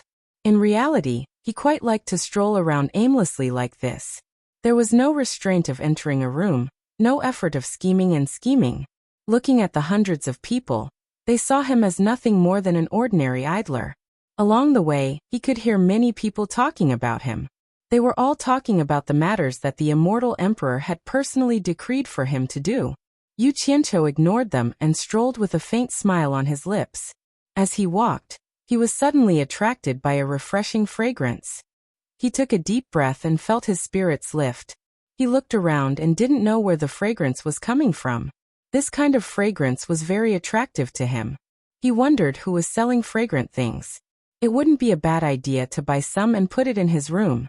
He cupped his hands and asked a man who was walking towards him, "May I ask this friend, where can I find something with this kind of strange fragrance?" He pointed around and then at his own nose. The man was startled. He took a few more deep breaths, but he didn't smell any fragrance. Instead, he smelled the body odors of all kinds of people passing by. He frowned and said, "Where is this fragrance coming from?" He waved his sleeves and left, treating him as a lunatic. Yu Qianqiu was startled. He couldn't smell such a special fragrance. There must be something wrong with his nose. He then asked a few passers-by, but the answers he got were more or less the same. No one smelled any fragrance. Yu Qianqiu couldn't help but be startled in the crowd. He touched his nose and asked himself, could it be that there was something wrong with his nose? But he felt that it wasn't right. If there was something wrong with his nose, he shouldn't be able to smell anything. If that was the case, his nose was unusually sensitive. I'll find it myself. Yu Qianqiu took 2 deep breaths. Then, like a hunting dog, he sniffed the air with his nose and moved around the crowd, following the fragrance. The area of the square was not small, so he spent a lot of time looking for it. The 4 Heartless Palace disciples in the air looked at each other. They didn't know why he was wandering around like a headless fly. At the edge of the square, the crowd gradually thinned. Yu Qianqiu swayed out from the crowd and sniffed in front of him. He was stunned. Below the cliff in front of him was an old tree with a crooked neck. Its old roots were deeply rooted in the crevices of the cliff. Its lush green leaves extended out like a giant parasol. A white sail was hanging from the branches, swaying in the wind. Huang Xiaolong couldn't see what was written on it. Under the shade of the tree, there were 2 tables and stools. A slightly hunched old man with white hair, and a little girl around 13 or 14 years old, were serving bowls of food to the customers. There weren't many customers. One of the tables was empty, while the other only had a single customer. Yu Qianqiu's nose twitched again, sniffing again. After confirming that the fragrance came from that stall, he was speechless. He thought it was selling something, but it was actually food. Shaking his head, Huang Xiaolong slowly walked over. When he reached the bottom of the tree, he saw the words written on the white sail. Green clear, 1 divine grade spirit stone per bowl. What kind of thing was green clear, selling a bowl for 1 divine grade spirit stone? Yu Qianqiu turned back to look at the square. There weren't many people who could sell something for 1 divine grade spirit stone, not to mention a bowl of food. No wonder business was so bad. Honored guest, would you like to have a bowl of green clear? An old man in hemp robes walked over, greeting enthusiastically. The old man's face was sagging, his eyes were cloudy, and with a head full of white hair and a slightly hunched back, one look was enough to tell that he was not young. Yu Qianqiu scratched his head, a wry smile on his face. Old man, it's not that I want to criticize you, but the things you sell here are really expensive. Forget it. I came here after smelling your aroma. It can be considered fate. Just take it as taking care of your business. I'd like to try something new. Give me a bowl. Hehe. Honored guest, please wait a moment. The hunchbacked old man hurried to his counter. Yu Qianqiu sat on another empty seat, looking at the bustling crowd in front of him. The shade under the tree had a different kind of flavor to it. A short while later, the budding young lady in green robes came over with a yellow wooden bowl. Her voice crisp and clear. Honored guest, please enjoy. Inside the bowl was a wooden ladle soup of the same color. And inside the bowl was a lush green jelly that was pleasing to the eye. A refreshing fragrance assaulted his nostrils. Yu Qianqiu's eyes lit up. It was the same fragrance he had smelled earlier. He hoped this fragrance was worth a divine grade spirit stone. Picking up the ladle soup, he scooped up a spoonful of lush green jelly, but when it reached his mouth, he couldn't help exclaiming in surprise. He sniffed twice with his nose and discovered that the refreshing fragrance did not come from this bowl of green clear, but he tilted his head and sniffed at the green-robed young lady who had just turned to leave. He couldn't resist putting down the bowl and sniffing behind the young lady's butt, smelling like a pig snoring. How could the green-robed young lady not notice? Startled, she spun around, but seeing Huang Xiaolong's lecherous appearance, she retreated in panic. What are you trying to do, grandfather? She was completely treating him like a pervert, guarding against him. Yu Qianqiu blinked for a second, looking at this young lady's delicate features and fair skin. It was obvious she was a beauty in the making. When she grew up, she would definitely be a beauty. Huang Xiaolong waved his hand awkwardly. Don't misunderstand, don't misunderstand. No matter how much of a pervert he was, he had not fallen to the point of laying his hands on a young lady. The slightly hunchbacked old man also put down the work in his hands, blocking in front of the green-robed young lady, asking solemnly, Honored guest, why are you doing this? The customers at the other table snickered, winking at Yu Qianqiu as if they were kindred spirits. Yu Qianqiu couldn't be bothered with him. He cupped his hands at the grandfather-granddaughter pair. I'm really ashamed, please don't misunderstand. It was because I smelled a sweet fragrance. That's why I followed it here. I thought it was the fragrance from the bowl, but when I picked up the bowl just now, I realized that the fragrance came from this young lady, so I couldn't help but sniff a few times. My apologies for being abrupt. Please don't misunderstand. After saying that, he obediently returned to his seat. The hunchbacked old man's eyes suddenly flashed with a bright light. He sized up Yu Qianqiu with a meaningful gaze, then turned to the green-robed young lady and chuckled. Luer, don't be nervous, it's just a misunderstanding. The customer at the other table suddenly picked up his bowl and sat next to Yu Qianqiu, smiling as he transmitted his voice. Brother really has a good eye. The excuse of smelling a beauty is not bad. But there's a first come, first served rule for everything. I saw this little beauty first. I'm Wang Gutong's disciple, my apologies. Yu Qianqiu glanced at the person's robe, but didn't say anything. He scooped up a spoonful of the green liquid and put it into his mouth. As a result, it melted in his mouth, turning into a refreshing liquid that flowed into his stomach. At the same time, his mouth was filled with a natural sweetness that lingered in the aftertaste. The taste was indeed not bad. He picked up a few spoonfuls of the green liquid and slowly savored the aftertaste.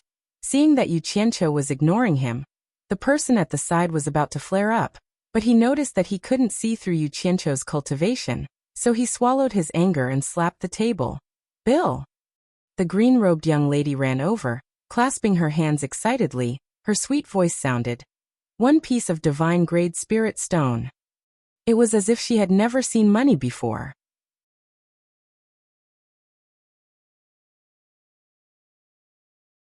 Chapter 987. Yu Qianchou agreed with Huang Xiaolong's reasoning. Although the taste of this green clear wasn't bad, a simple stall selling food for a piece of divine-grade spirit stone was indeed a little too expensive. Most likely no one would patronize this stall. Thus, it was understandable that this little girl was excited when she heard that he was going to pay. What? A bowl of food like this is worth a piece of divine-grade spirit stone?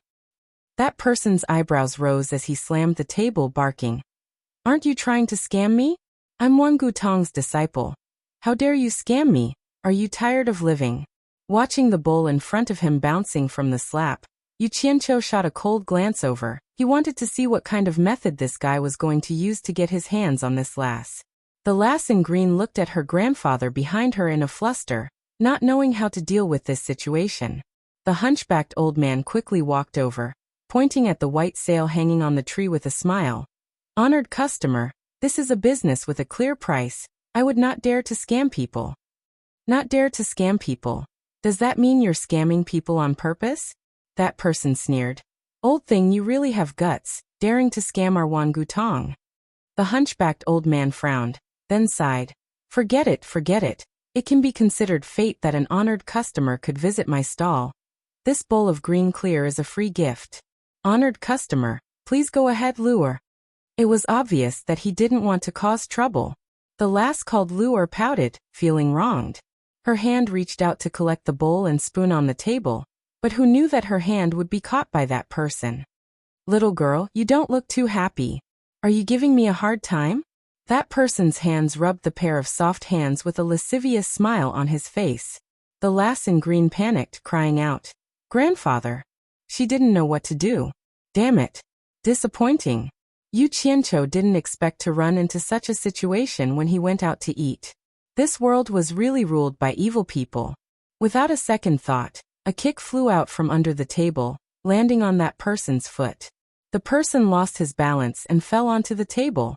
Yu Qianchou didn't say anything else, and with a hoo, he punched him in the face. Bang! That person was sent flying several meters away. Blood spurted out from his mouth and nose in the air. The sudden turn of events scared the little girl so much that she shrank into the arms of the hunchbacked old man. She looked at the customer who committed the crime. He was sitting there quietly, eating the green clear in his bowl, as if nothing had happened. The hunchbacked old man patted the little girl in his arms and said, "It's okay, it's okay." He looked at Yu Qianchou and shook his head. The commotion immediately attracted the attention of the people on the square. Seeing that someone actually dared to beat someone up in the hallucinatory Immortal City, especially when they saw that the person who was beaten up was Wang Gutong's disciple, a commotion broke out. The four disciples of the Heartless Palace who were watching him looked at each other. The person who was knocked unconscious shook his head and quickly got up. He wiped the blood from his nose and mouth. He didn't expect to be beaten up in the hallucinatory Immortal City. He pointed at Yu Qianchou and roared, "Who are you? How dare you attack me, Wang Gutong?" He really wanted to rush up and take revenge, but he didn't have the guts to break the hallucinatory Immortal City's rules. You alone can't represent Wang Gutong. Since you ate someone else's food, you should pay up honestly. Don't embarrass Wang Gutong. Yu Qianchou tilted his head to look at the person. In reality, he was also restricted by the hallucinatory Immortal City's rules. Otherwise he would have taken the person's life on the spot. Don't count on this kind of person to turn over a new leaf. Leaving him alive would be a disaster, so killing him was the best solution. However, with this tilt of his head, under everyone's watchful eyes, many people recognized him and whispered to each other, "So it's Yu Qianchou." As the words Yu Qianchou spread, the disciple who was beaten stiffened. Even though he had never seen Yu Qianchou before, he knew that Yu Qianchou had close ties with many of Wang Gutong's higher-ups, especially Elder Wang Gutong, who was in charge of this place, he called Yu Qianqiu brother. Even Wan Buoxing's precious granddaughter, Wan Ling, had frequent dealings with Yu Qianqiu. The two of them had even held hands in the godly ruins realm. This was something that many people had seen with their own eyes. This guy took a beating for nothing. Many people in the crowd laughed out loud. That one Gutong disciple rubbed the place where he was beaten. His eyes filled with resentment as he glared at Yu Qianqiu, but he dared not utter a word, turning around to leave with his tail between his legs. Who would have thought that Yu Qianqiu would harumph coldly? Leave the money for the food to the boss before you leave. Don't tell me your one Gutong has the habit of eating and dashing? The resentment in that disciple's eyes deepened, but after rummaging through his storage bracelet, he discovered that there was still a gap to the amount of one divine grade spirit stone. In truth, no matter which sect it was, to the higher-ups, a few 100 million or even a few billion divine grade spirit stones were nothing, but to the disciples, one divine grade spirit stone was not a small amount. After a brief moment of awkwardness, that disciple cupped his fists at Yu Qianqiu. I hope, sect master, you can be magnanimous. Allow me to go back and retrieve the money. Yu Qianqiu turned around, silently eating his food by the spoonful, ignoring that disciple, letting him do as he saw fit. The hunchbacked old man smiled at that disciple. It's fine, one bowl of food, it's free, no charge. That disciple looked at Yu Qianqiu, gritting his teeth, and flew away without a word. As the saying goes, good news never goes out, but bad news travels 1,000 li. While the crowd was watching Yu Qianqiu slowly eating his food, whispers and whispers could be heard. Several lights flickered in the air. The Wan Gutong disciple who had just run away was dragged back by someone. The person in the lead was none other than the Wan Gutong elder overseeing this place, Wan Gai. Seeing Yu Qianqiu, Wan Gai broke out in laughter. Sect Master Yu is indeed in a good mood, actually hiding here to enjoy delicious food. It's not really in a good mood, just stealing half a day of leisure. Yu Qianqiu also laughed heartily, as if nothing had happened between the two of them. Wan Gai walked up to Yu Qianqiu, noticing the oily green stuff in his bowl. He clicked his tongue in surprise. What is this stuff? How come I've never seen it before? Then he waved his hand at the grandfather and grandson. Come, give me a bowl too. He sat down opposite Yu Qianqiu. When the bowl of green clear food was placed on the table, Wan Gai took a small sip and nodded. It really has a unique flavor. Then he put down the spoon in his hand, ready to get down to business. He looked at Yu Qianqiu with a wide smile. I wonder what my sect's disciple did to offend you, making you great sect master you. Personally make a move. I've already brought the person here. Have him apologize to you? Both of them were smart people. It was easy to understand the meaning behind Wan Gai's words. On the surface, Wan Gai said he was here to apologize, but in reality he was here to ask. You injured my Wan Gutong's disciple just for a piece of divine grade treasure? Aren't you not giving my Wan Gutong face?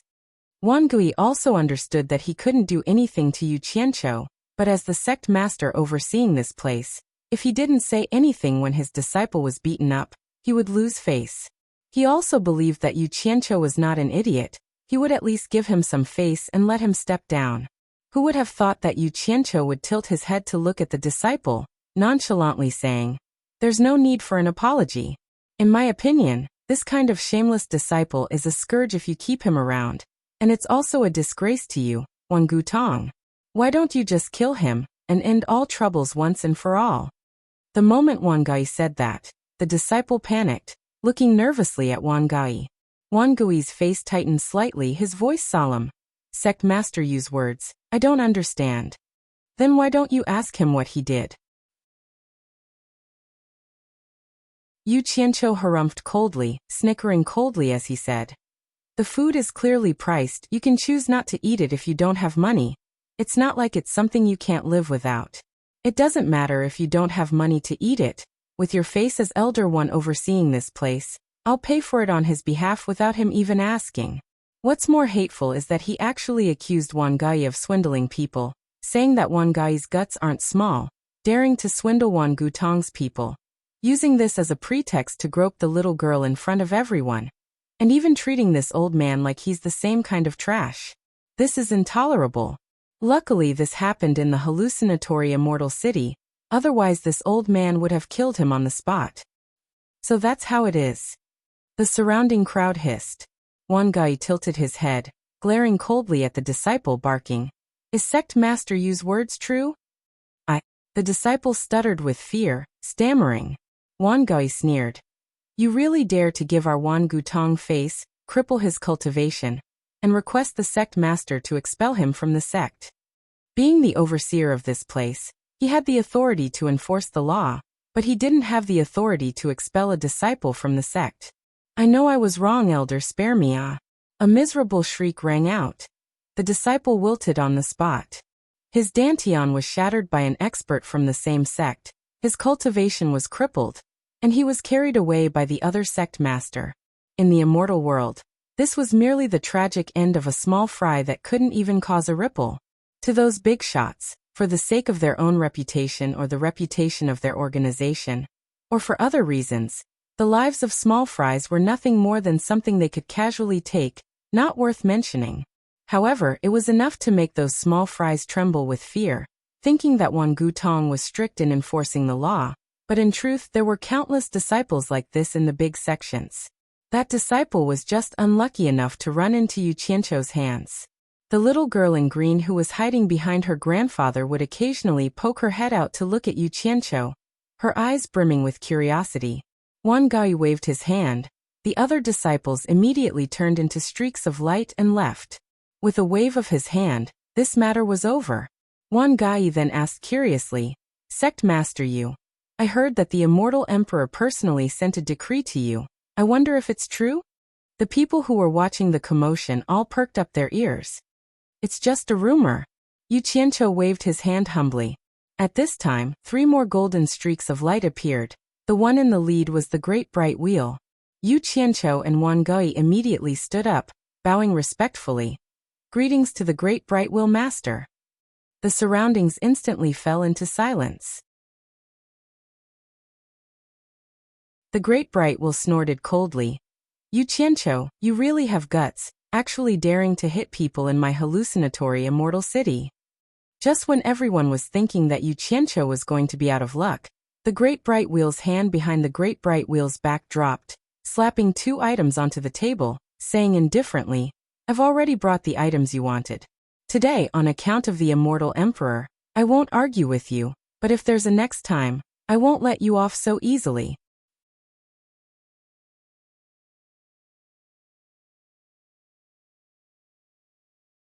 Chapter 988. These were the words he said on the surface, but he also secretly transmitted his voice. "Brat, don't cause trouble in my territory. Why do I have so many reasons to protect you? How am I going to manage others in the future?" The Great Bright Wheel was gritting his teeth in anger. From this, it could be seen that he really treated Yu Qianqiu as one of his own because of Wei Chuanqiu and Yin Peng. If it was someone else, he would have taken care of them long ago. As long as they broke the rules, which sect would dare to reason with him? These words caused Yu Qianqiu to blush with shame. He felt that he had let the other party down. He wanted to say something to defend himself, but the Great Bright Will only let out a cold harumph. The 3 rays of light flew back to the Merchant Association. The surroundings were completely silent. The Great Bright Wheel's words shocked everyone. The meaning of "for the Immortal Emperor's sake" undoubtedly proved the rumors in the hallucinatory Immortal City. It confirmed that Yu Qianqiu had indeed received the Immortal Emperor's decree to carry out a mission. At this moment, all sorts of expressions appeared on everyone's faces. Most of them were envious. Actually, Yu Qianqiu was a little surprised that the Great Bright Wheel brought out the Immortal Emperor. He didn't know that the Great Bright Wheel was not only helping him cover up the fight in the hallucinatory Immortal City, it was also helping him get rid of some troubles, such as the Heartless Palace. This was the brilliance of the Great Bright Wheel. He could guarantee his own position and help his own people without leaving any traces. At this moment, everyone's eyes were on the 2 items that the Great Bright Wheel threw on the table: a storage bracelet and a token. Wan Gui stood in front and immediately recognized what this token was. He immediately said in shock, "Netherworld token?" He looked at Yu Qianqiu in confusion. He didn't know why the Great Bright Wheel gave this to him. So this was the Netherworld token. Yu Qianqiu picked up the palm-sized token on the table and looked at it. There was a mix of gold and black. He used the metal seal to check and found that it was actually a mix of nether iron and gold. The design of the token was actually very simple. It was surrounded by cloud patterns, and one side was engraved with the word Immortal, while the other side was engraved with the word Nether. However, the proportion of nether iron and gold mixed together was so well proportioned that even an average refiner would find it difficult to achieve. Yu Qianqiu even suspected that the person who made this token was also proficient in the gold incantation art.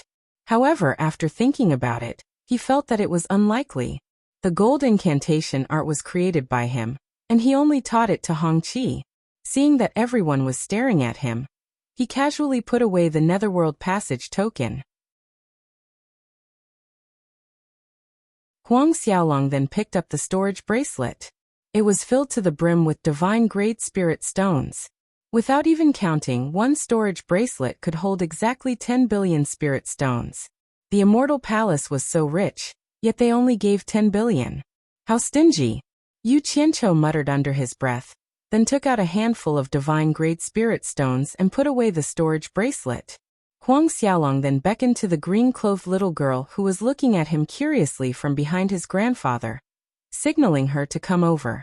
The green-clothed little girl immediately shrunk her head back, but the hunchbacked old man pulled her out with a smile, hinting that it was fine for her to go over.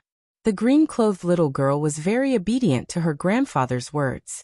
She slowly moved over with some apprehension, looking at Yu Qianqiu with a puzzled expression.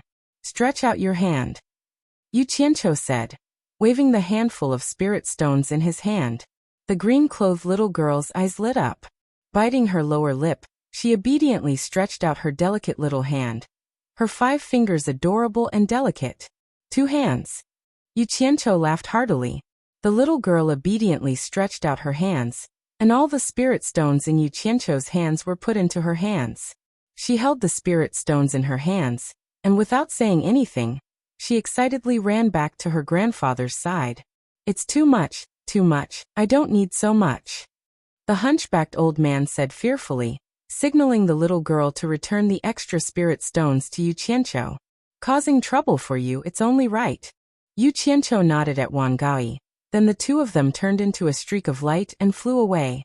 As the two of them left, the onlookers went about their own business, whispering to each other about the immortal emperor's decree to Yu Qianqiu. No one cared about the ordinary grandfather-granddaughter duo. There were also some who wanted to try the green liquor the grandfather-granddaughter duo was selling, because of what happened earlier, but the grandfather-granddaughter duo's action of packing up the stall dispelled their thoughts. The hunchbacked old man kept all the things on the stall into his storage bracelet, then pulled his granddaughter and flew out of the hallucinatory immortal city at a moderate pace. Many people only raised their heads to take a glance, then continued with their own business. To most people, there was nothing to be concerned about small fries, and they were even dismissive of them. What they were interested in were the interesting things that happened between the big shots. In a remote valley far away from the hallucinatory immortal city, the mountains were barren, the vegetation was barren, and the rocks were craggy. However, it seemed very quiet. The grandfather-granddaughter duo landed on the ground and slowly walked into the depths of the valley. As they walked, a wooden staff suddenly appeared in the hunchbacked old man's swinging hand. The wooden staff seemed to be made from 2 entangled tree roots, and the brown wooden staff's head was like a large Ganoderma, which looked very strange. The hunchbacked old man walked slowly with the help of the walking stick. His hunched back gradually straightened, and the outline of his body slowly became tall and sturdy. A cool mountain breeze blew over, and his white hair and beard gently fluttered. The drooping skin on his face silently tightened, and his complexion became rosy and smooth. His turbid eyes suddenly became clear and transparent, and his determined eyes revealed the vicissitudes and wisdom of seeing through the mortal world. At this moment, anyone could tell that he was the hunchbacked old man who bowed and scraped in the hallucinatory immortal city. The aura between the two of them instantly became like 2 different people. 2 images. One was like a poor old man who was living a destitute life, and the other was like an earth immortal who possessed great wisdom and transcended the mortal world. Unfortunately, No one could see the changes that occurred to the old man. In fact, if the old man didn't want others to see it, then how many people in this world could? On the other hand, the green-clothed little girl didn't show the slightest change. However, she wasn't surprised by the change in her grandfather, and it was obvious that she was used to it. Her green dress fluttered in the wind as she happily skipped through the craggy valley, as if she was walking on flat ground. The wind fluttered her green dress, and she seemed like a celestial child that had descended to the mortal world. She played with 2 black spirit stones in her hands, and she occasionally raised her head to block the spirit stones in front of her eyes to look at the blue sky. She would occasionally let out a cheerful chuckle. "Grandfather, when are we going to set up the stall again?" The green-clothed little girl suddenly tilted her head and asked. The sturdy old man, who was walking with the crutch, suddenly stopped and looked at the little girl who was skipping happily in front of him with a complicated expression.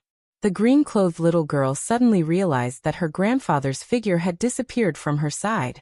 She stopped abruptly and turned her head to look. Seeing that her grandfather had stopped moving, she happily skipped back again. She pulled on her grandfather's crutch and asked curiously, "Grandfather, why aren't you walking?" The old man smiled faintly and said, "Lu Air, do you like to play in the world?" The little girl called Lu Air tilted her head and thought for a while. She nodded her head innocently and said, "I like it." "Why do you like it?" "Because there are a lot of people. It's very lively." Lu Air waved her hands and made a gesture of many people. "There are a lot of people. Aren't you afraid of meeting the bad guys that grandfather told you about? Like the bad guys who didn't pay for your food and scared you? But there are also good people." Lu Air held a spirit stone in each hand and waved it with a smile that was like a flower. She said, "That person called you Qianqiu is a good person. A good person will help me beat up a bad person." As she said that, she made a trumpet shape with her hands and shouted towards the valley in the distance. "You Qianqiu, you are a good person." Somewhere in the distance, someone was talking to someone when he suddenly sneezed and cursed. F***CK. Who is cursing me? It must be that old bastard Grey Cloud Exine. After a cheerful shout, Lu Air happily jumped onto a rock. She spread her arms wide open on the rock and danced around in circles while giggling. She looked innocent and pure. The mountain wind blew her green skirt, and she was as light as a green butterfly that was about to flap its wings and fly. Then a miraculous thing happened. In this desolate valley, wherever her delicate hands pointed to, the withered wild grass suddenly exploded with new vitality and grew at a visible speed. The withered yellow disappeared, and the emerald green wild grass swayed. At the point of her fingers, the broken rotten wood instantly experienced spring again. The tender green branches sprouted out and quickly grew thicker. New sprouts quickly bloomed on the branches. In a short while, the withered tree once again exploded with exuberant vitality. In the blink of an eye, it turned into a green tree, finger. The old branches of the withered wildflowers were growing healthily. It was clearly past the flowering season, but the flower buds were popping out one by one. They shyly bloomed all over the branches, and it was a beautiful sight. Finger. The green vine was like a snake that had awoken from hibernation. It quickly burrowed out from the ground, dragging the green leaves that kept emerging from its body as it climbed all over the hills and slopes. This scene was so miraculous and inconceivable. In the snap of Lu Air's fingers, there was a huge change. With her as the center, the desolate valley was overflowing with spring in the blink of an eye.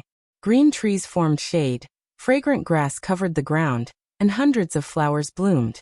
The desolate valley became a green field, making people feel relaxed and happy. Unfortunately, there was only one spectator in this scene.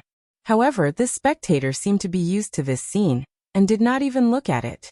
He pointed the wooden staff in his hand at the ground in front of him and said, "Lu Air, stop messing around." The cheerful Lu Air stuck out her tongue and jumped down from the rock. She obediently stood at the place her grandfather pointed at. The old man frowned and said, "Lu Air, remember this. In the future, without my permission, you are not allowed to run out again.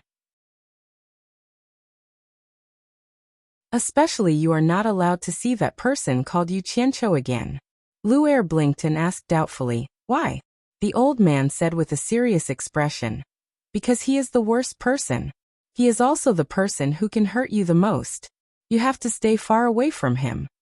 Why? Lu Er pouted disapprovingly and said, but I don't feel any malice from him. When the old man heard this, he immediately raised his wooden cane and tapped it on Lu Er's forehead. He warned solemnly, Lu Er, remember this. Anyone who can smell the fragrance on your body is a bad person. These people are not ordinary people. They will cause you great harm. You have to stay far away from them. Remember?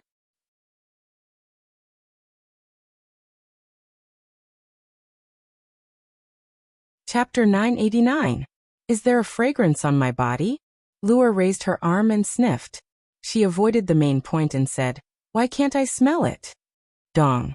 This time, the old man unceremoniously knocked Lu Er's head with his cane, causing her to cover her head and cry. The old man said angrily, even if you're curious, there must be a bottom line. You were bribed by him with a few spirit stones. Grandpa has lived for so long and has seen too much. Don't you know what's good and what's bad? Do you think Grandpa will lie to you? Remember Grandpa's words, stay away from that person called Yu Qianqiu. He's very dangerous. If you dare to disobey Grandpa, Grandpa will never let you come out to play. Oh, Lu Er said dejectedly. The old man wanted to scold her again, but he suddenly looked around and frowned. You little girl, you're messing around. You leaked the spiritual energy of heaven and earth and alarmed someone. Let's go back first to avoid chattering. He raised his staff and pointed at the empty air. The air in front of the two of them immediately faintly rippled with a pale green profound light. The old man grabbed Lu Er's arm and stepped into the profound light. The two of them immediately disappeared without a trace. The door of light disappeared into the air, and the valley was empty. Not long after the two of them disappeared, a golden light flashed in the distant sky. It was frighteningly fast, and in the blink of an eye, it landed in the valley. The newcomer stood steadily on the rock that Lu Er had just been dancing on. He wore a gorgeous golden robe embroidered with a sea of coiling dragons and clouds. He wore a hollowed-out golden crown with complicated patterns. Two thick eyebrows slanted to the left and right of his forehead. His nose was straight like an eagle's hook, and his lips were thin like two blades. His entire body was covered in a thin layer of golden light that was like a curling mist, making people feel intimidated. His entire person was imposing, and his slender eyes emitted a cold light that could take one's soul. The newcomer's cold gaze quickly scanned the entire valley. His perception quickly enveloped the entire valley like a tide. The nearby plants and flowers moved without wind, rising and falling like waves. However, he did not discover anything. Of course, it was not that he did not discover anything unusual. The two ends of the valley were barren. Only the area around him was overflowing with greenery. One look and he knew something was strange. I thought you called me out to meet. Strange. When has old man Mu ever done something so senseless? The person glanced at the surroundings again and muttered with a frown. Why are you hiding? I have no ill intentions towards you. I just want to ask you about some things. Sigh. With a long sigh, the person turned into a streak of golden light and disappeared into the distant horizon in the blink of an eye.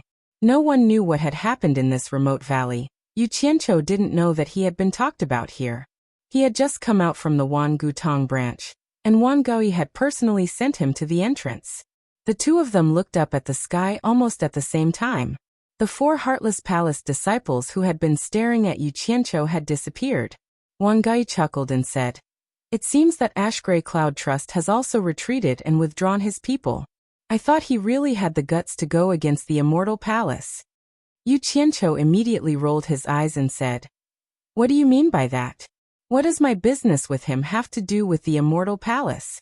I, Yu Qianqiu, am an upright person. I will never use my power to oppress others. He looked in the direction of the Heartless Palace branch and said in a low voice, I am preparing to make a trip to the Heartless Palace to see if the grudge between me and him can be resolved. Ha!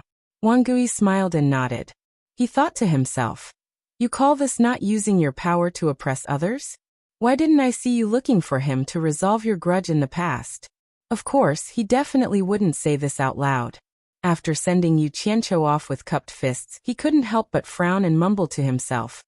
Why is this guy asking about the casting of the body in the 72 worlds?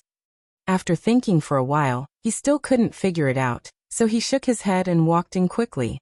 He still had to pass on the news to the Wangutong Palace.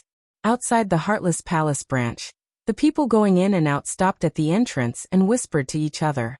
They watched as Yu Qianqiu slowly walked in with his hands clasped behind his back. They couldn't figure out what he was doing here. Those who had come to buy things and were about to leave didn't leave either. They all stayed to watch the show. A disciple of the Heartless Palace had already discovered him and quickly ran back inside to report it. Therefore, before Yu Qianqiu could step into the Heartless Palace branch, he was blocked at the entrance by Song Yun Xian and his people. Song Yun Xian's face darkened. He gritted his teeth and said, "What are you doing here?" He was worried now. He was worried that this fearless guy would purposely come here to cause trouble because he had received the Celestial Emperor's decree. However, he couldn't touch this guy now. Honored Song Yun, long time no see. Yu Qianqiu smiled and cupped his fists. I am here to apologize to you. I hope you won't pursue what happened in the past. Everyone looked at each other. No matter how they listened, it was a little boring. Song Yun Xian's face darkened. He snorted and said, "Don't give me that. If you have something to say, say it. If you have anything to say, say it." He didn't believe that this guy was here to apologize. Moreover, the grudge between them wasn't something that could be resolved with just an apology. Yu Qianqiu looked at the people behind him. He turned back and said with a smile, "Look at this public place. It's inconvenient to say some things here. Let's talk inside." Then he walked inside. Song Yun Xian had never seen such a shameless person. He immediately stopped him. "If you want to say it, then say it here. If not, then scram. I don't welcome you here." Song Yun Xian, don't be too ruthless.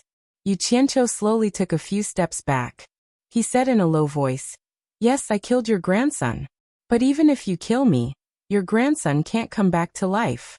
As the saying goes, it's better to squash enmity than keep it alive. Moreover, I helped you a lot. It's enough to cancel out the grudge. Why do you insist on biting me? You've done me a huge favor?" Song Yun Xian was startled. He then sneered. "Are you kidding me? Stop talking nonsense. Scram. I don't welcome you here. Hee hee. What an ungrateful fella." Yu Qianqiu placed his hands on his waist. "You dare to say that if it wasn't for me, you could have broken through to the middle stage of Immortal Emperor? You dare to say that if it wasn't for me, you could have mastered the 3 swords into 1 sword stance? I only hate that I didn't kill you back then." Song Yun Xian gritted his teeth. "So you're saying that the grudge between us can't be resolved?" Yu Qianqiu said in a low voice. Song Yun Xian shouted. "That's right. Forget it. It's fine if it can't be resolved." Yu Qianqiu's expression instantly brightened up. He generously waved his hand and gently said, "Today, I came to discuss cooperation with you." He was like a completely different person from a moment ago. Not interested. Song Yun Xian couldn't be bothered to talk nonsense with this fella. He turned and walked into the hall. He said, "Disciples of Heartless Palace, listen up. Don't let him in. If he dares to force his way in, inform the Merchant Association to uphold justice." He had no choice. He couldn't attack this fella in the current situation. Everyone's eyes were on Yu Qianqiu. They didn't know if this fella would really force his way in. Why do you have to do this?" Yu Qianqiu shook his head and sighed. To everyone's surprise, he turned around and flew away in a streak of light. Yu Qianqiu landed in front of the Chamber of Commerce Alliance's gate. He walked to the gate and took out the World Commerce Chamber's token. He waved it at the 2 guards at the gate and said, "World Commerce Chamber's Sect Master Yu Qianqiu requests an audience with the Great Bright Will Executor." Wait a minute. The guard threw down this sentence and went in to report. Not long later, he came out and waved his hand. "Controller wants you to find him in the backyard." Yu Qianqiu walked into the Merchant Association and looked around. He passed through the main hall and came to the backyard. He saw the Great Bright Will sitting cross-legged on a stone platform under an old tree. Yu Qianqiu went over and bowed. "Greetings, Controller." The great bright will slowly opened its eyes and looked at him. It frowned. Why do you want to see me? I'm warning you. Don't think you can swindle the Immortal Palace just because you received the Immortal Emperor's decree. You'll die a horrible death sooner or later. He guessed that this fella didn't come here for anything good. Maybe it was to ask for something. What are you saying? Am I the kind of person who wants a yard after taking an inch? Yu Qianqiu smiled. De Mingluan snorted noncommittally and said indifferently, if you have something to say it quickly. It's like this. Yu Qianqiu rubbed his hands and laughed. Look, I'm going out to collect some local customs in order to compose a song that will be passed down through the ages for the Immortal Emperor's wedding. Can you ask the Immortal Palace to send a message to the Heartless Palace to send the Great Elder, Song Yin Xian, to protect me and accompany me to collect local customs? De Mingluan was stunned. He had long been thinking about Yu Qianqiu's intentions for coming. He had thought about everything, but no matter how hard he thought, he couldn't think of why Yu Qianqiu would make such a request. After a while, the Great Bright Will sneered. You must be out of your mind. Everyone knows you have a grudge against Song Yin Xian. What reason do I have to report to the Immortal Palace to send such a decree to the Heartless Palace? It's because I have a grudge against Song Yin Xian that I picked him. Yu Qianqiu shook his head with a bitter smile. Think about it. I'm going to the Netherworld to collect local customs. You should know better than me how dangerous the Netherworld is. If there's no master to protect me, I'm afraid I won't even know how I died. Most importantly, it's easy to dodge a spear in the open but hard to guard against a stab in the dark. I'm afraid that there's someone in a high position who doesn't dare to make a move against me in the celestial world, but will do something to me in the Netherworld. If the Immortal Palace sends Song Yin Xian to protect me and something happens to me in the Netherworld and ruin the Immortal Emperor's plan, he won't be able to escape punishment. Plus, I'm always on edge thinking that there's a master who wants to do something to me.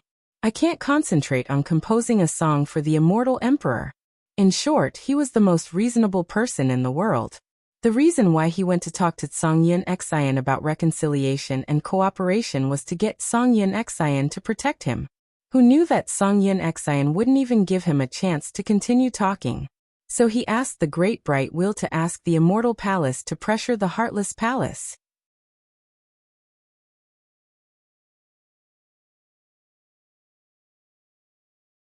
Chapter 990. However, now that things had come to this, he had to use but to explain it. This fellow was not a good person at all. He always believed in the concept of cutting weeds if the roots were not removed. What cooperation and enmity were all nonsense. Finding Ash Cloud Xian to protect him was a lie. He wanted to find a chance to kill him. Normally, the best way was to flatten the entire Heartless Palace. However, it was impossible for him to flatten a colossus like the Heartless Palace with his current abilities.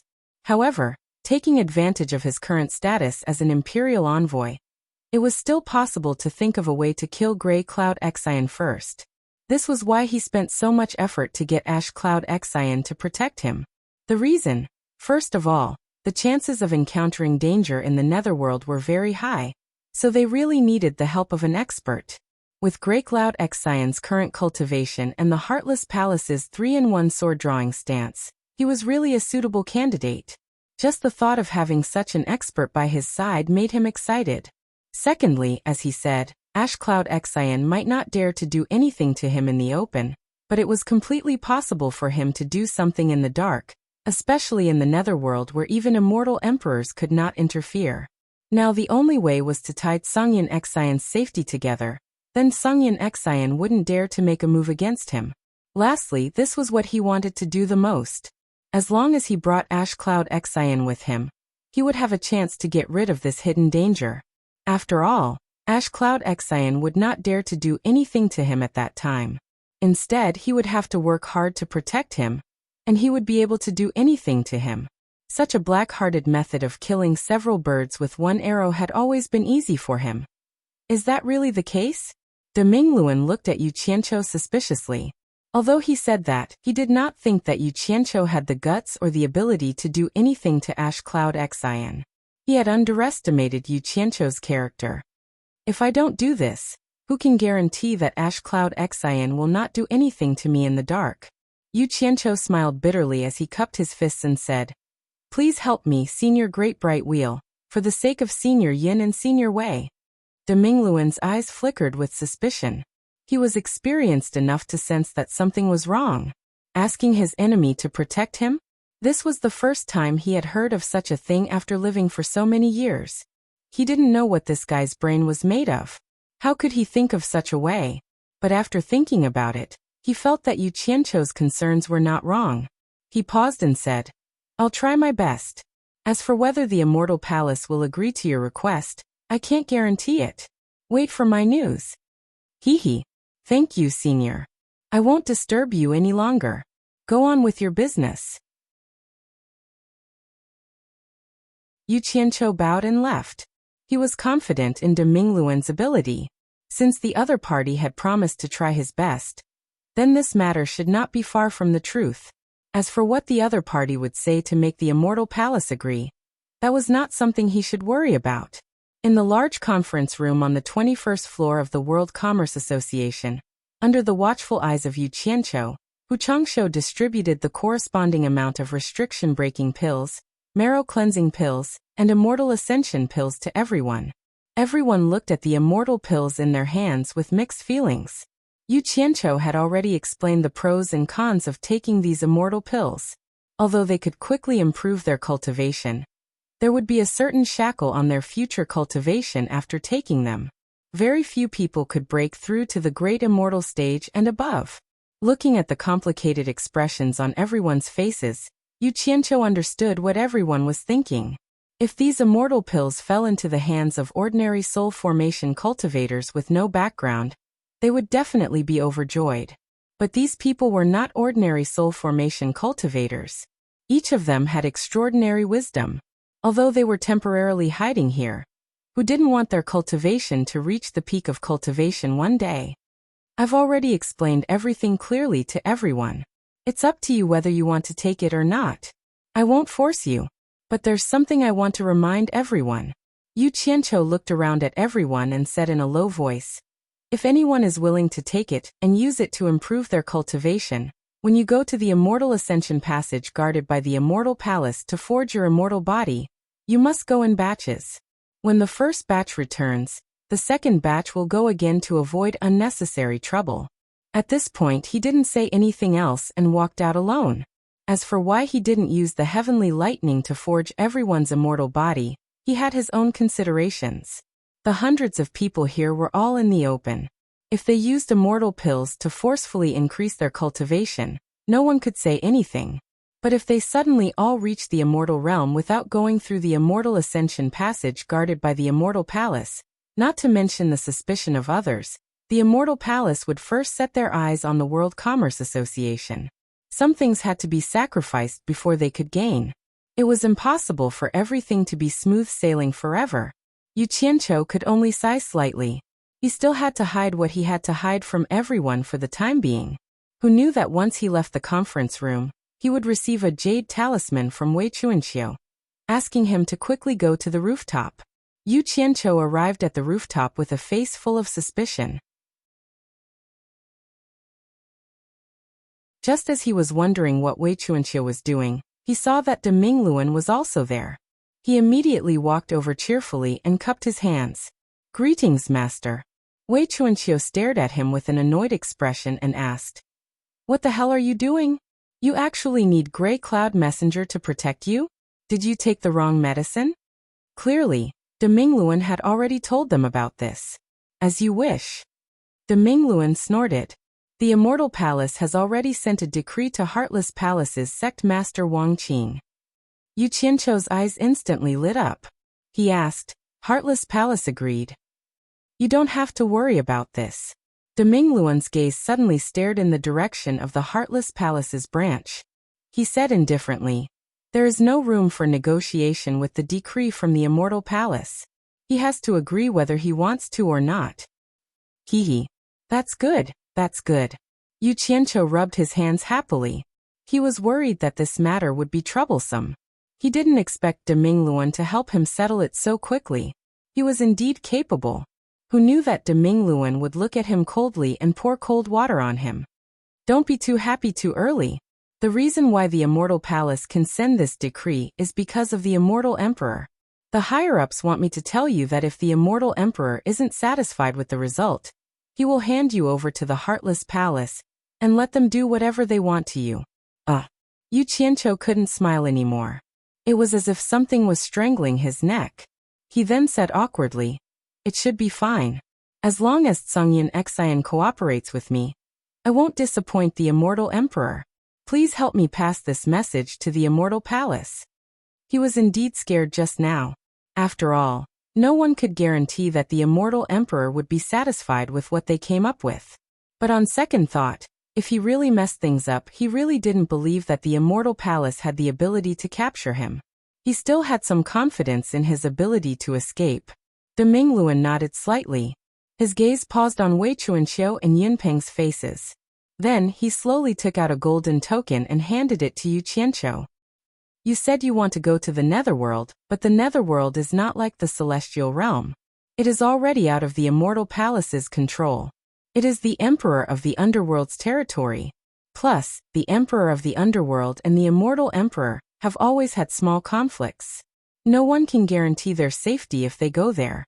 Most importantly, even though the Emperor of the Underworld is revered in the Netherworld, because the territory is too vast, the majority of the places have always been in a chaotic situation where warlords are divided. This is the token of authority of the World Commerce Chamber of Commerce. Maybe it can help you at a critical moment." Wei Chuanqiu and Yunpeng looked at each other without saying anything. They both glanced at Yunpeng with complicated expressions. Yu Qianqiu, who received the token, was also slightly startled. On one side of the golden token, the World Commerce Chamber of Commerce's logo was engraved. On the other side, there was a moonlit night scene of clouds passing by and a bright moon shining in the sky. This token was the symbol of him, De Mingluan, representing the Immortal Palace to be in charge of the World Commerce Chamber of Commerce. Regardless of whether this token was useful in the Netherworld or not, Yu Qianqiu would remember the De Mingluan's friendship. However, this was a different matter. He still had to ask clearly what he needed to ask. It would be troublesome if he did something stupid in the Netherworld. Yu Qianqiu paused and asked, "Didn't you say that the Immortal Emperor and the Emperor of the Underworld always had small conflicts? Your authority token is also useful in the Netherworld?" Wei Chuanqiu and Yunpeng were more or less confused about this. The De Mingluan faintly smiled. "Although the Netherworld is chaotic, there is always an Onyx army everywhere in the Netherworld to suppress those restless fellows. This Onyx army is under the command of Madame Heiqi. Madame Heiqi is also the only subordinate of the Emperor of the Underworld, who has the most frequent business dealings with the Immortal World. Although she has never been to the Immortal World, because I am in charge of the World Commerce Chamber in the Immortal World, I have personally gone to the Onyx Palace in the Netherworld several times. Among the people in the Immortal World, I am the one who has the most contact with Madame Heiqi, and we have some friendship. She will give me some face if there is anything." "Madame Heiqi?" Wei Chuanqiu asked curiously. "I have never heard of this person before I cultivated. Is she the woman who is rumored to have hooked up with the Emperor of the Underworld? She is quite a fast climber." Yu Qianqiu was also curious. He had heard of Madame Heiqi in the Immortal World. It was said that she had a high position in the Netherworld. However, these were all rumors. He didn't know the specifics. Hooked up with the Emperor of the Underworld? Is it that easy to hook up with the Emperor of the Underworld? Forget it. In short, this woman is the Emperor of the Underworld's favorite concubine. Her power in the Netherworld is indeed extraordinary. De Mingluan shook his head and looked at Yu Qianqiu. "You are in the chaotic land of the Netherworld. If you encounter any trouble, you can use my token to find the Onyx army. I believe Madame Heiqi will ask the Onyx army to take care of you. With the Onyx army's illustrious reputation in the chaotic land, they can at least save you some trouble." Yu Qianqiu nodded and asked hesitantly, "I wonder what kind of person this Madame Heiqi is? Is it easy to get along with her?" De Mingluan paused for a moment and said slowly with an expressionless face, "Her cultivation is about the same as mine, but her heart is higher than the sky. She may be ambitious, but her ability is average. She is just relying on the prestige of the emperor of the underworld. Unfortunately, she doesn't know her place. In short, she is just a vicious woman. You won't have any conflict of interest with her. As long as you don't offend her, she won't do anything to you.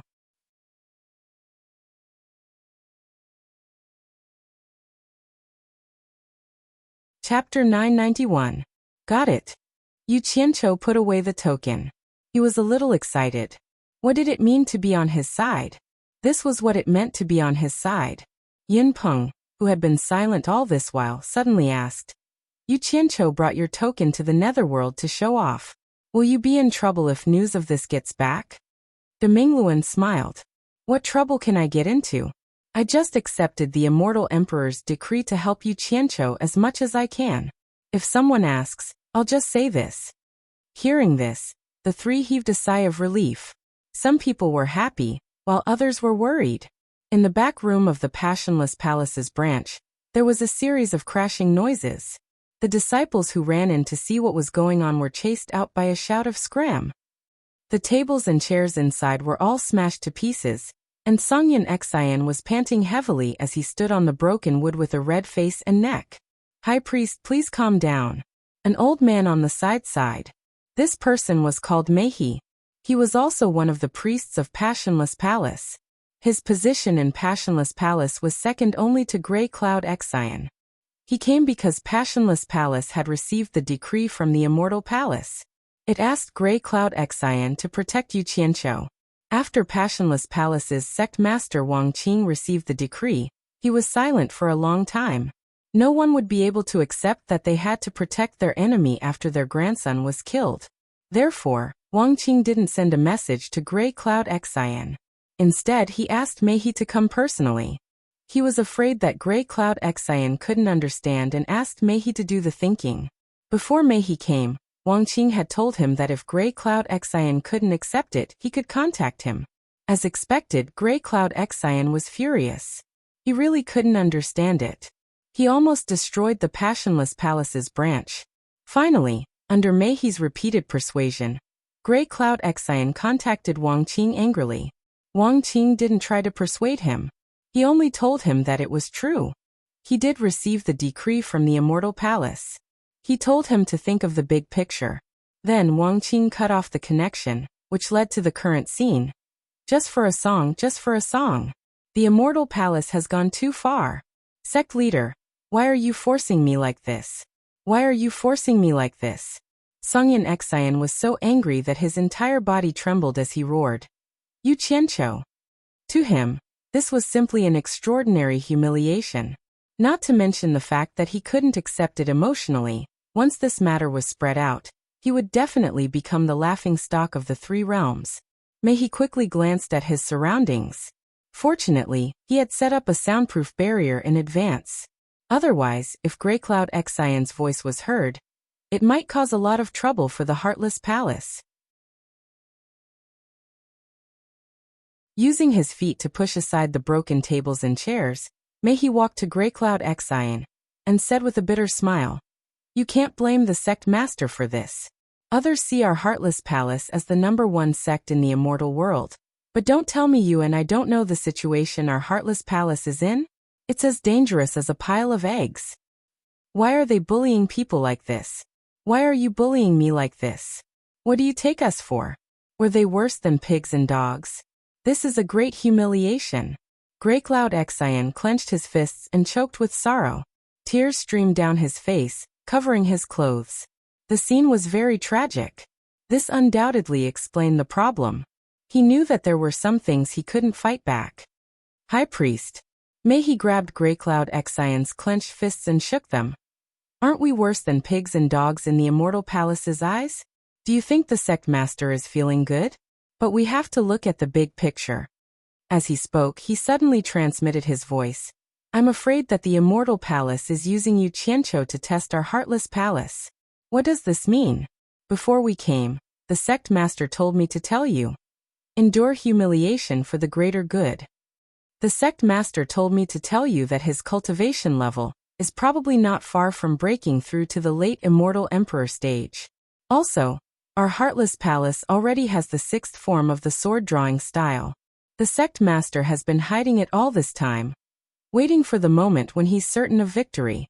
Greycloud Exion's body shook when he heard this. His eyes were filled with tears as he exclaimed, "The 6th form. Could it be that the sect master?" He wanted to say that the sect master was waiting for the right time to challenge the Immortal Emperor, but Mehi patted his fists and stopped him with telepathic transmission. "High Priest, be careful with your words. The sect leader has never mentioned this matter to anyone.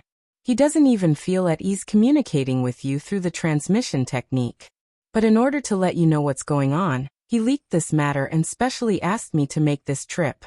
We can't let down the sect leader's painstaking efforts. What the sect master needs the most now is time. Once the time is right, all the old and new grudges can be settled in one day." Greycloud Exion was stunned and didn't speak. His eyes were shining. He really didn't expect that the Heartless Palace only had 5 sword stances for so many years.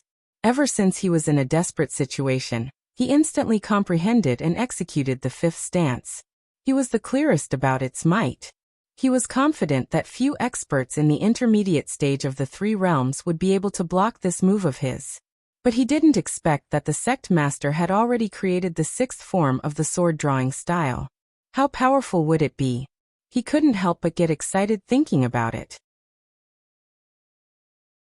He naturally understood the sect master's painstaking efforts. He wanted him to endure the humiliation and give the sect master more time. Once the sect master broke through to the late-stage Immortal Emperor, the Heartless Palace's 6th form of the sword-drawing style would be revealed in the celestial world. At that time, it would definitely shock the 3 realms. For the sect master, for the Heartless Palace, I, Greycloud Exion, will swallow this humiliation. Greycloud Exion clenched his fists and said while gritting his teeth. Since he could get to this point in the celestial world, he naturally knew what was good and what was bad. Once the sect leader Wang Qing defeated the Celestial Emperor with the 6th move, the sword-drawing style, then the status of him, the number 2 figure of the Heartless Palace, in the celestial world could be imagined. "High Priest, you're so righteous." Mehi patted Greycloud Exion's fist. His tense gaze relaxed, and he heaved a sigh of relief in his heart. Before he came, Wang Qing had told him that if he told Greycloud Exion such a top-secret matter, and Greycloud Exion still wasn't willing to endure the humiliation, then what was the point of keeping such a person in the Heartless Palace? To be exact, if Mehi had seen even the slightest hesitation in Greycloud Exion, he would have immediately launched a fatal sneak attack when Greycloud Exion was unprepared. That way, he would never have the chance to reveal the secret of the sect master Wang Qing. After that, the Heartless Palace would naturally push the blame onto Greycloud Exion. If Greycloud Exion was dead, then Yu Qianqiu wouldn't have an excuse to say that he was worried that Greycloud Exion would backstab him and affect his work for the Immortal Emperor. At least he would be able to answer to the Immortal Palace. In reality, the Heartless Palace's sect master Wang Qing didn't want to be too ruthless. After all, apart from him, the only person in the Heartless Palace who had mastered the 3-sword drawing style was Greycloud Exion. He was definitely a great help to the Heartless Palace. If Wang Qing really defeated the Immortal Emperor in the future, how could he not have a reliable top-notch expert under him? However, people at Wang Qing's level would weigh the pros and cons of everything, and would never be soft-hearted when it came to abandoning things. Greycloud Exion didn't know that he had already taken a trip to the gates of hell. Instead, he swore solemnly and gritted his teeth. "Yu Qianqiu, let's see how long you can be so smug for." Mehi sneered. "He's just a fox borrowing the tiger's might. A mantis trying to stop a chariot is overestimating its own capabilities. High Priest, you'll have to suffer for a while. After the Immortal Emperor's wedding, we'll find a chance to deal with him." At this moment, a disciple outside weakly shouted, "High Priest, World Commerce's sect master Yu Qianqiu is outside asking to see you." Damned bastard, he really came quickly. Is he here to humiliate me? Greycloud Exion pointed his finger towards the outside. Once again with a look of uncontrollable anger, Mehi shook his head at him. He looked at the messy room and quickly put all the messy things into his storage bracelet. Grey Cloud Exian calmed his emotions and wiped his face to dry the tears on his clothes. Then he removed the soundproof barrier and shouted, "Get him in here." This shout was so loud that even Yu Qianqiu, who was outside the gate, was shocked, let alone the yes-man disciples outside. He muttered in his heart, "Could it be that this old man is so daring that he dares to harm me?" He wondered if Heartless Palace had conveyed the Immortal Palace's decree to this old man. However, he felt that he was worrying too much. Since this old man wanted him to get in here, then he must have received a notice. Yu Qianqiu chuckled. He didn't wait for the disciple who went to report to come out to summon him, and he walked in casually. With Grey Cloud Exian's shout, the other disciples of Heartless Palace didn't stop him. However, the disciples who came here to trade looked at him with disdain. They didn't know why this guy wouldn't let Grey Cloud Exian go. They guessed that this guy was using his master's power. With the Immortal Emperor's decree, he was purposely humiliating Grey Cloud Exian. Was this revenge for the humiliation he suffered in the Paradise Wonderland? When Yu Qianqiu entered the inner room of the rear hall, he discovered that the room was empty. He couldn't help but feel that it was strange. However, when he saw traces of tables and chairs on the floor, he quickly swept his gaze around the room. When he saw traces of things being smashed on the floor and walls, he immediately understood everything. Someone was probably furious and was smashing things to vent his anger. Finally, his gaze landed on an old man who was standing side by side with Grey Cloud Exian. Someone who could stand side by side with Grey Cloud Exian naturally had a high status in Heartless Palace. Yu Qianqiu was slightly startled. Then he smiled and cupped his hands at Grey Cloud Exian. "Elder Grey Cloud Exian, may I know who this person is?" Without Grey Cloud Exian's introduction, Mei snorted coldly and said, "This old man is Heartless Palace's consecrator, Mei. You are that infamous scoundrel sect master Yu Qianqiu in the immortal world?" The Immortal Palace's decree only asked Grey Cloud Exian to protect Yu Qianqiu. It didn't say that he couldn't be humiliated. These words were no less than a slap to the face. Yu Qianqiu was unhappy when he heard it. He could be afraid of anyone but the Heartless Palace. If he retreated now, Grey Cloud face would be ugly in the future. Damn. This can't be allowed to continue. His face darkened. "I don't care if you don't have a river or a ditch. You're already so old. Watch your mouth. Don't ask for trouble."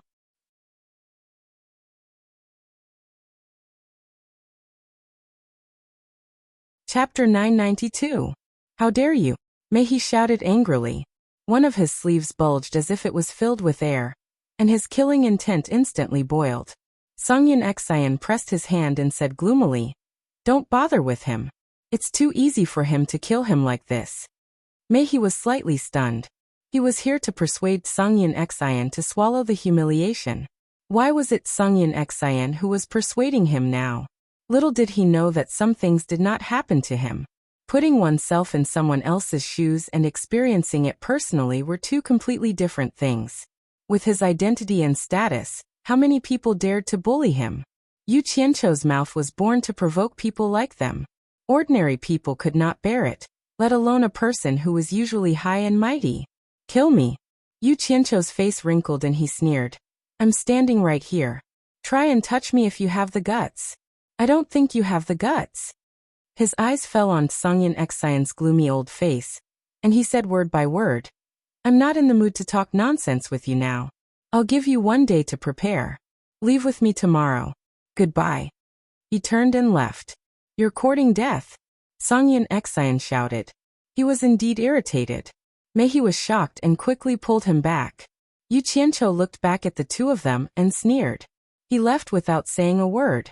It could be said that he came in high spirits but returned in disappointment. He felt that he was not surprised at all. This was the effect he wanted. He wanted to test the other party's bottom line. In the end, only the two old brothers were left in the room. After a long time, Songyun Exian turned to Mei and said, "Now you know that this bastard should be killed." Mei felt a little dumbfounded and could only sigh slightly. "Let's focus on the overall situation." Then he frowned slightly and said, "Why do I feel that this matter is a little strange? Could this kid be plotting something?" Him? How dare he? Song Yin Xian looked disdainful. Mei He shook his head and said in a low voice, "How many people with his cultivation have you seen dare to treat us like this? How can he be so calm in front of us? How can an ordinary rogue have this kind of calmness? He probably had ulterior motives for doing so. High Reverend, it's best to be careful. He's just relying on the support of the Immortal Palace." Song Yin Xian coldly snorted. Although that was what he said, it could be seen from his slightly contracted pupils that he was already on guard. Not long after the two of them calmed down, a disciple who was in charge of gathering information suddenly came to report that rumors were spreading in the illusory Immortal City, saying that the Immortal Palace had ordered the Grey Cloud Letters to protect Yu Qianqiu. Upon hearing this news, Song Yin Xian, who had finally calmed down, was stunned. Although he knew that this matter would spread sooner or later, and he would lose face sooner or later, it just had to come at this time. Without thinking, he immediately associated it with Yu Qianqiu. He was so angry that he almost vomited blood. He roared, "How dare you? Sooner or later, I'll tear you to pieces." With a flushed face, he swung his palm. Boom! A wall collapsed, and dust filled the air. The two brothers stood there motionlessly. The entire illusory Immortal City was indeed in an uproar because of this news. Everyone felt that this was impossible. How was it possible for Song Yin Xian to protect the enemy who killed his grandson Yu Qianqiu? Therefore, everyone continuously verified the authenticity of the news. In the end, the more they couldn't find the truth, the more exaggerated the rumors became. The next day, Yu Qianqiu, who had settled the matters of the World Commerce Association, once again descended in high spirits outside the Passionless Palace branch. He amiably nodded at the disciples who were originally entering and exiting the branch, but were now stunned at the entrance. He smiled at the hostile Passionless Palace disciples and said, "Tell Song Yin Xian that he can leave." As he watched the Passionless Palace disciples leave in a hurry, Yu Qianqiu calmly stood with his arms crossed and looked into the hall with a smile. He wanted to see if Song Yin Xian could restrain himself by spreading the rumors all over the place and provoking Song Yin Xian over and over again. If he didn't figure out the other party's bottom line, he would feel guilty. If the other party suddenly launched a sneak attack while the two of them were interacting, then he would be out of luck. It would be good to give the other party a heads up and strengthen the other party's immunity to provocation. Indeed, some time passed. The two gloomy brothers finally adjusted their mentality and slowly walked out. Under everyone's unblinking gaze, Song Yin Xian stared at Yu Qianqiu and asked in a low voice, "Where are we going?" He more or less resigned to his fate. The disciples from the various sects who were watching the show looked at each other in tacit understanding. The meaning behind his words couldn't be clearer. Needless to say, the rumors were true. Yu Qianqiu chuckled and said, "You'll know when we get there." The corner of Song Yin Xian's mouth twitched. He saw that Yu Qianqiu had already taken out a flying shuttle into the air and flashed onto it. He waved at him from above, indicating for him to come up quickly. As Mei He cupped his hands to send him off, Song Yin Xian finally gritted his teeth and flashed onto the shuttle. He tried his best to turn his head away from Yu Qianqiu's ugly face. "Where are we going?" Yu Qianqiu said slowly and unhurriedly, "The Netherworld." Song Yin Xian was stunned. He turned around to look at the other party, only to see the other party reaching out to the front of the flying shuttle. He immediately sneered and said, "The decree I received from the Immortal Palace is only to protect you. I have no obligation to help you control the flying shuttle. The journey to the Netherworld is long. Don't you think that with your cultivation, it will be faster to control it? What does it have to do with me whether it's faster or not? I'm not in a hurry."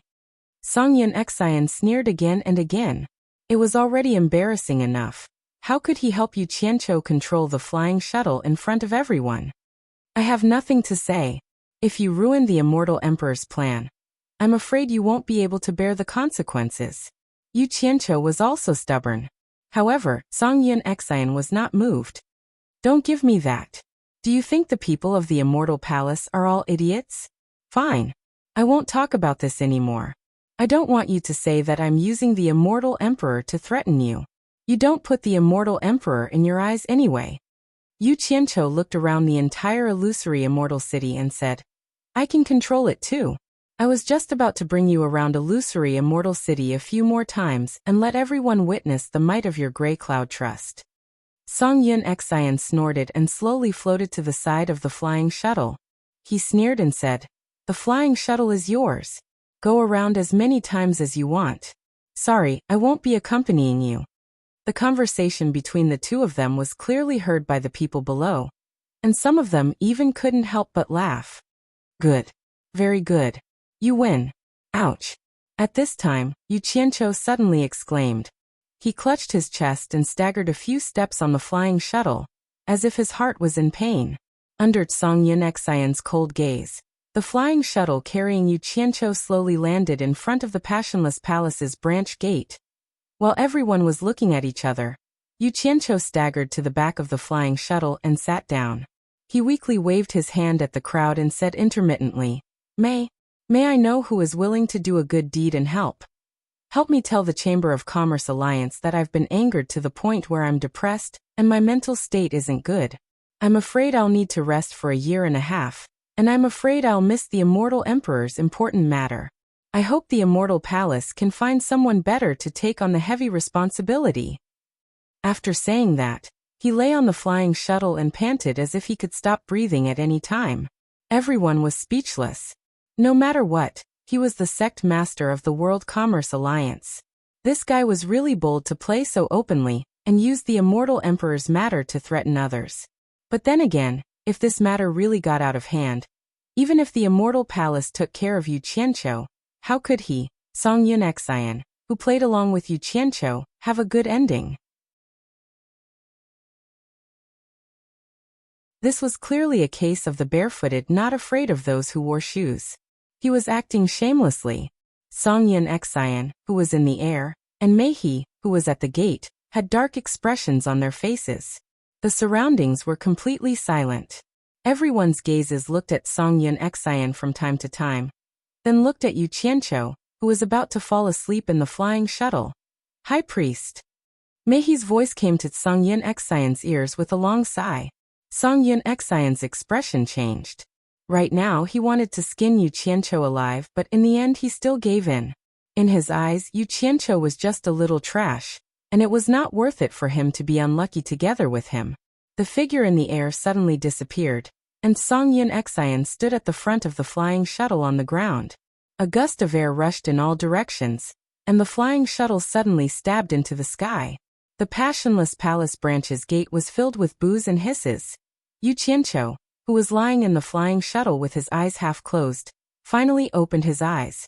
Looking at the white clouds floating in the blue sky, the resentment he felt from being humiliated in front of everyone in the Paradise Immortal realm was finally vented a little, and his entire body felt much better. Looking at Song Yun Xian in front of him, who didn't even turn his head back, the scenes that had happened in Wu Xiong's mansion once again appeared in his mind. In fact, it didn't take more than a day for the things that had happened in the hallucination Immortal City to spread to Wu Xiong's External Affairs Grand Commander's mansion in the Paradise Immortal realm. In the beautiful back garden, in a pavilion with rolled-up beaded curtains, the golden-robed External Affairs Grand Commander's wife, Mu Tianjiao, was sitting in the pavilion with a frown on her face. Her father, Mu Bing, was constantly ridiculing Yu Qianqiu's shameless actions in the hallucination Immortal City. Mu Bing, relying on his identity as the External Affairs Grand Commander of Wu Xiong's Immortal Palace, could be said to frequently travel between the Four Links Chamber of Commerce and the Paradise Immortal Realm. He spent most of his time in the Paradise Immortal Realm, and most of the Four Links Chamber of Commerce's matters were handed over to his disciple, Nan Tianlong. Regarding this, he had nothing to worry about. With his current identity, even if he wasn't there to oversee the Four Links Chamber of Commerce, no one would dare to cause any trouble. There was no lack of people in the world who had been oppressed for a long time, but once they made a comeback, they instantly forgot everything. They enjoyed the feeling of getting whatever they wanted, and they even wantonly played with power. The world called these people petty people intoxicated by success. Mu Tianjiao held her forehead with one hand, and placed her elbow on the stone table with a plate of fruits and ambrosia. I just don't understand why the Celestial Emperor would let that shameless person compose a song. It's simply the biggest joke in the world. Father. Mu Tianjiao, who was deep in thought, suddenly raised her head and stopped Mu Bing from continuing. Her eyes were faintly filled with grief and indignation as she said, Father, how dare you talk about the Celestial Emperor behind his back? Aren't you afraid of incurring his wrath and implicating me and Wuxia? Mu Bing's expression changed and he quickly looked around. Seeing that there was no one around, he heaved a sigh of relief, but his heart was still pounding. He also knew that he had gotten a little carried away just now and spoke without thinking. However, the atmosphere in the pavilion became a little awkward. Mu Bing was now more or less a taboo towards this daughter of his. After all of his glory came from this daughter. In the end, it was Mu Tianjiao's expression that eased first. No matter how bad the other party was, he was still her father. She faintly sighed and said, Father, please don't talk nonsense in the future. Just treat it as thinking about your daughter's happiness, and leave some leeway in your mouth. Of course. It was just a slip of the tongue, that's all. Seeing that his daughter was no longer angry, Mu Bing quickly took the opportunity to explain. I'm not talking about the Celestial Emperor. In fact, what I want to say is that the real culprit is that woman with the surname Lu. She must have said something to Immortal Empress Ji Wu. Otherwise, why would the Celestial Emperor let that Yu Qianqiu compose a song? Look at that Yu Qianqiu, he's a typical despicable person. Once he succeeds, he considers everyone beneath him and acts recklessly in the illusionary immortal city. Mu Tianjiao slowly stood up, looked at Mu Bing and earnestly said, Father, listen to me. After all, that Yu Qianqiu once did our Mu clan a favor. Back in the Divine Ruin realm, if it wasn't for his help, I would have already died there. Even if we don't put that aside, he doesn't have any deep hatred towards us, so why do you hate him so much? Just why? It's just that I can't stand his despicable behavior, Mu Bing weakly replied. In reality, it was because Yu Qianqiu made him lose face at Mu Tianjiao's wedding last time. His current temperament no longer allowed his subordinates to be rude to him, and Yu Qianqiu was now a typical servant in his eyes. Not to mention, Yu Qianqiu talked back to him in front of so many people, which seriously hurt his self-esteem. Recently, he had already prepared to use his powerful influence to teach Yu Qianqiu a good lesson, and let Yu Qianqiu know what it meant to have a difference in status. Who would have thought that at this time, Yu Qianqiu would suddenly receive the decree of the Celestial Emperor? A decree personally issued by the Celestial Emperor. While Mu Bing felt a taboo, he was also a little jealous. As Wu Xiong's father-in-law, he had never received a decree from the Celestial Emperor, but a lowly servant actually received such an honor. Old resentment and current jealousy made his heart feel very uncomfortable. Whether he is a true gentleman or a despicable person, it has nothing to do with us. Mu Tianjiao suddenly paused as if she noticed something. Her bright eyes stared at Mu Bing's face, and she bit her lips. Father, do you want to do something to him? Oh. What does father-in-law want to do to who? A hearty laughter suddenly came from outside. The father and daughter turned their heads to look, and saw Wu Xiong striding from the entrance of the garden with a smile on his face. Mu Bing also immediately smiled and quickly walked out of the pavilion. He looked at Wu Xiong and smiled. The Grand Commander has returned. Father-in-law. Wu Xiong very politely clasped his hands together, then reached out to grab Mu Tianjiao's hand. The two of them smiled at each other, and walked into the pavilion. They sat on opposite sides of the stone table, giving off the feeling that they were close friends. Wu Xiong looked at Mu Bing who followed them in, then looked at Mu Tianjiao and asked, Madam, what did you say father-in-law wants to do? Why don't you tell me? You're tuning in to the Li Mei's Wuxia Whispers YouTube channel. We're so grateful for your support, and don't forget to subscribe to join us on this incredible journey through captivating stories.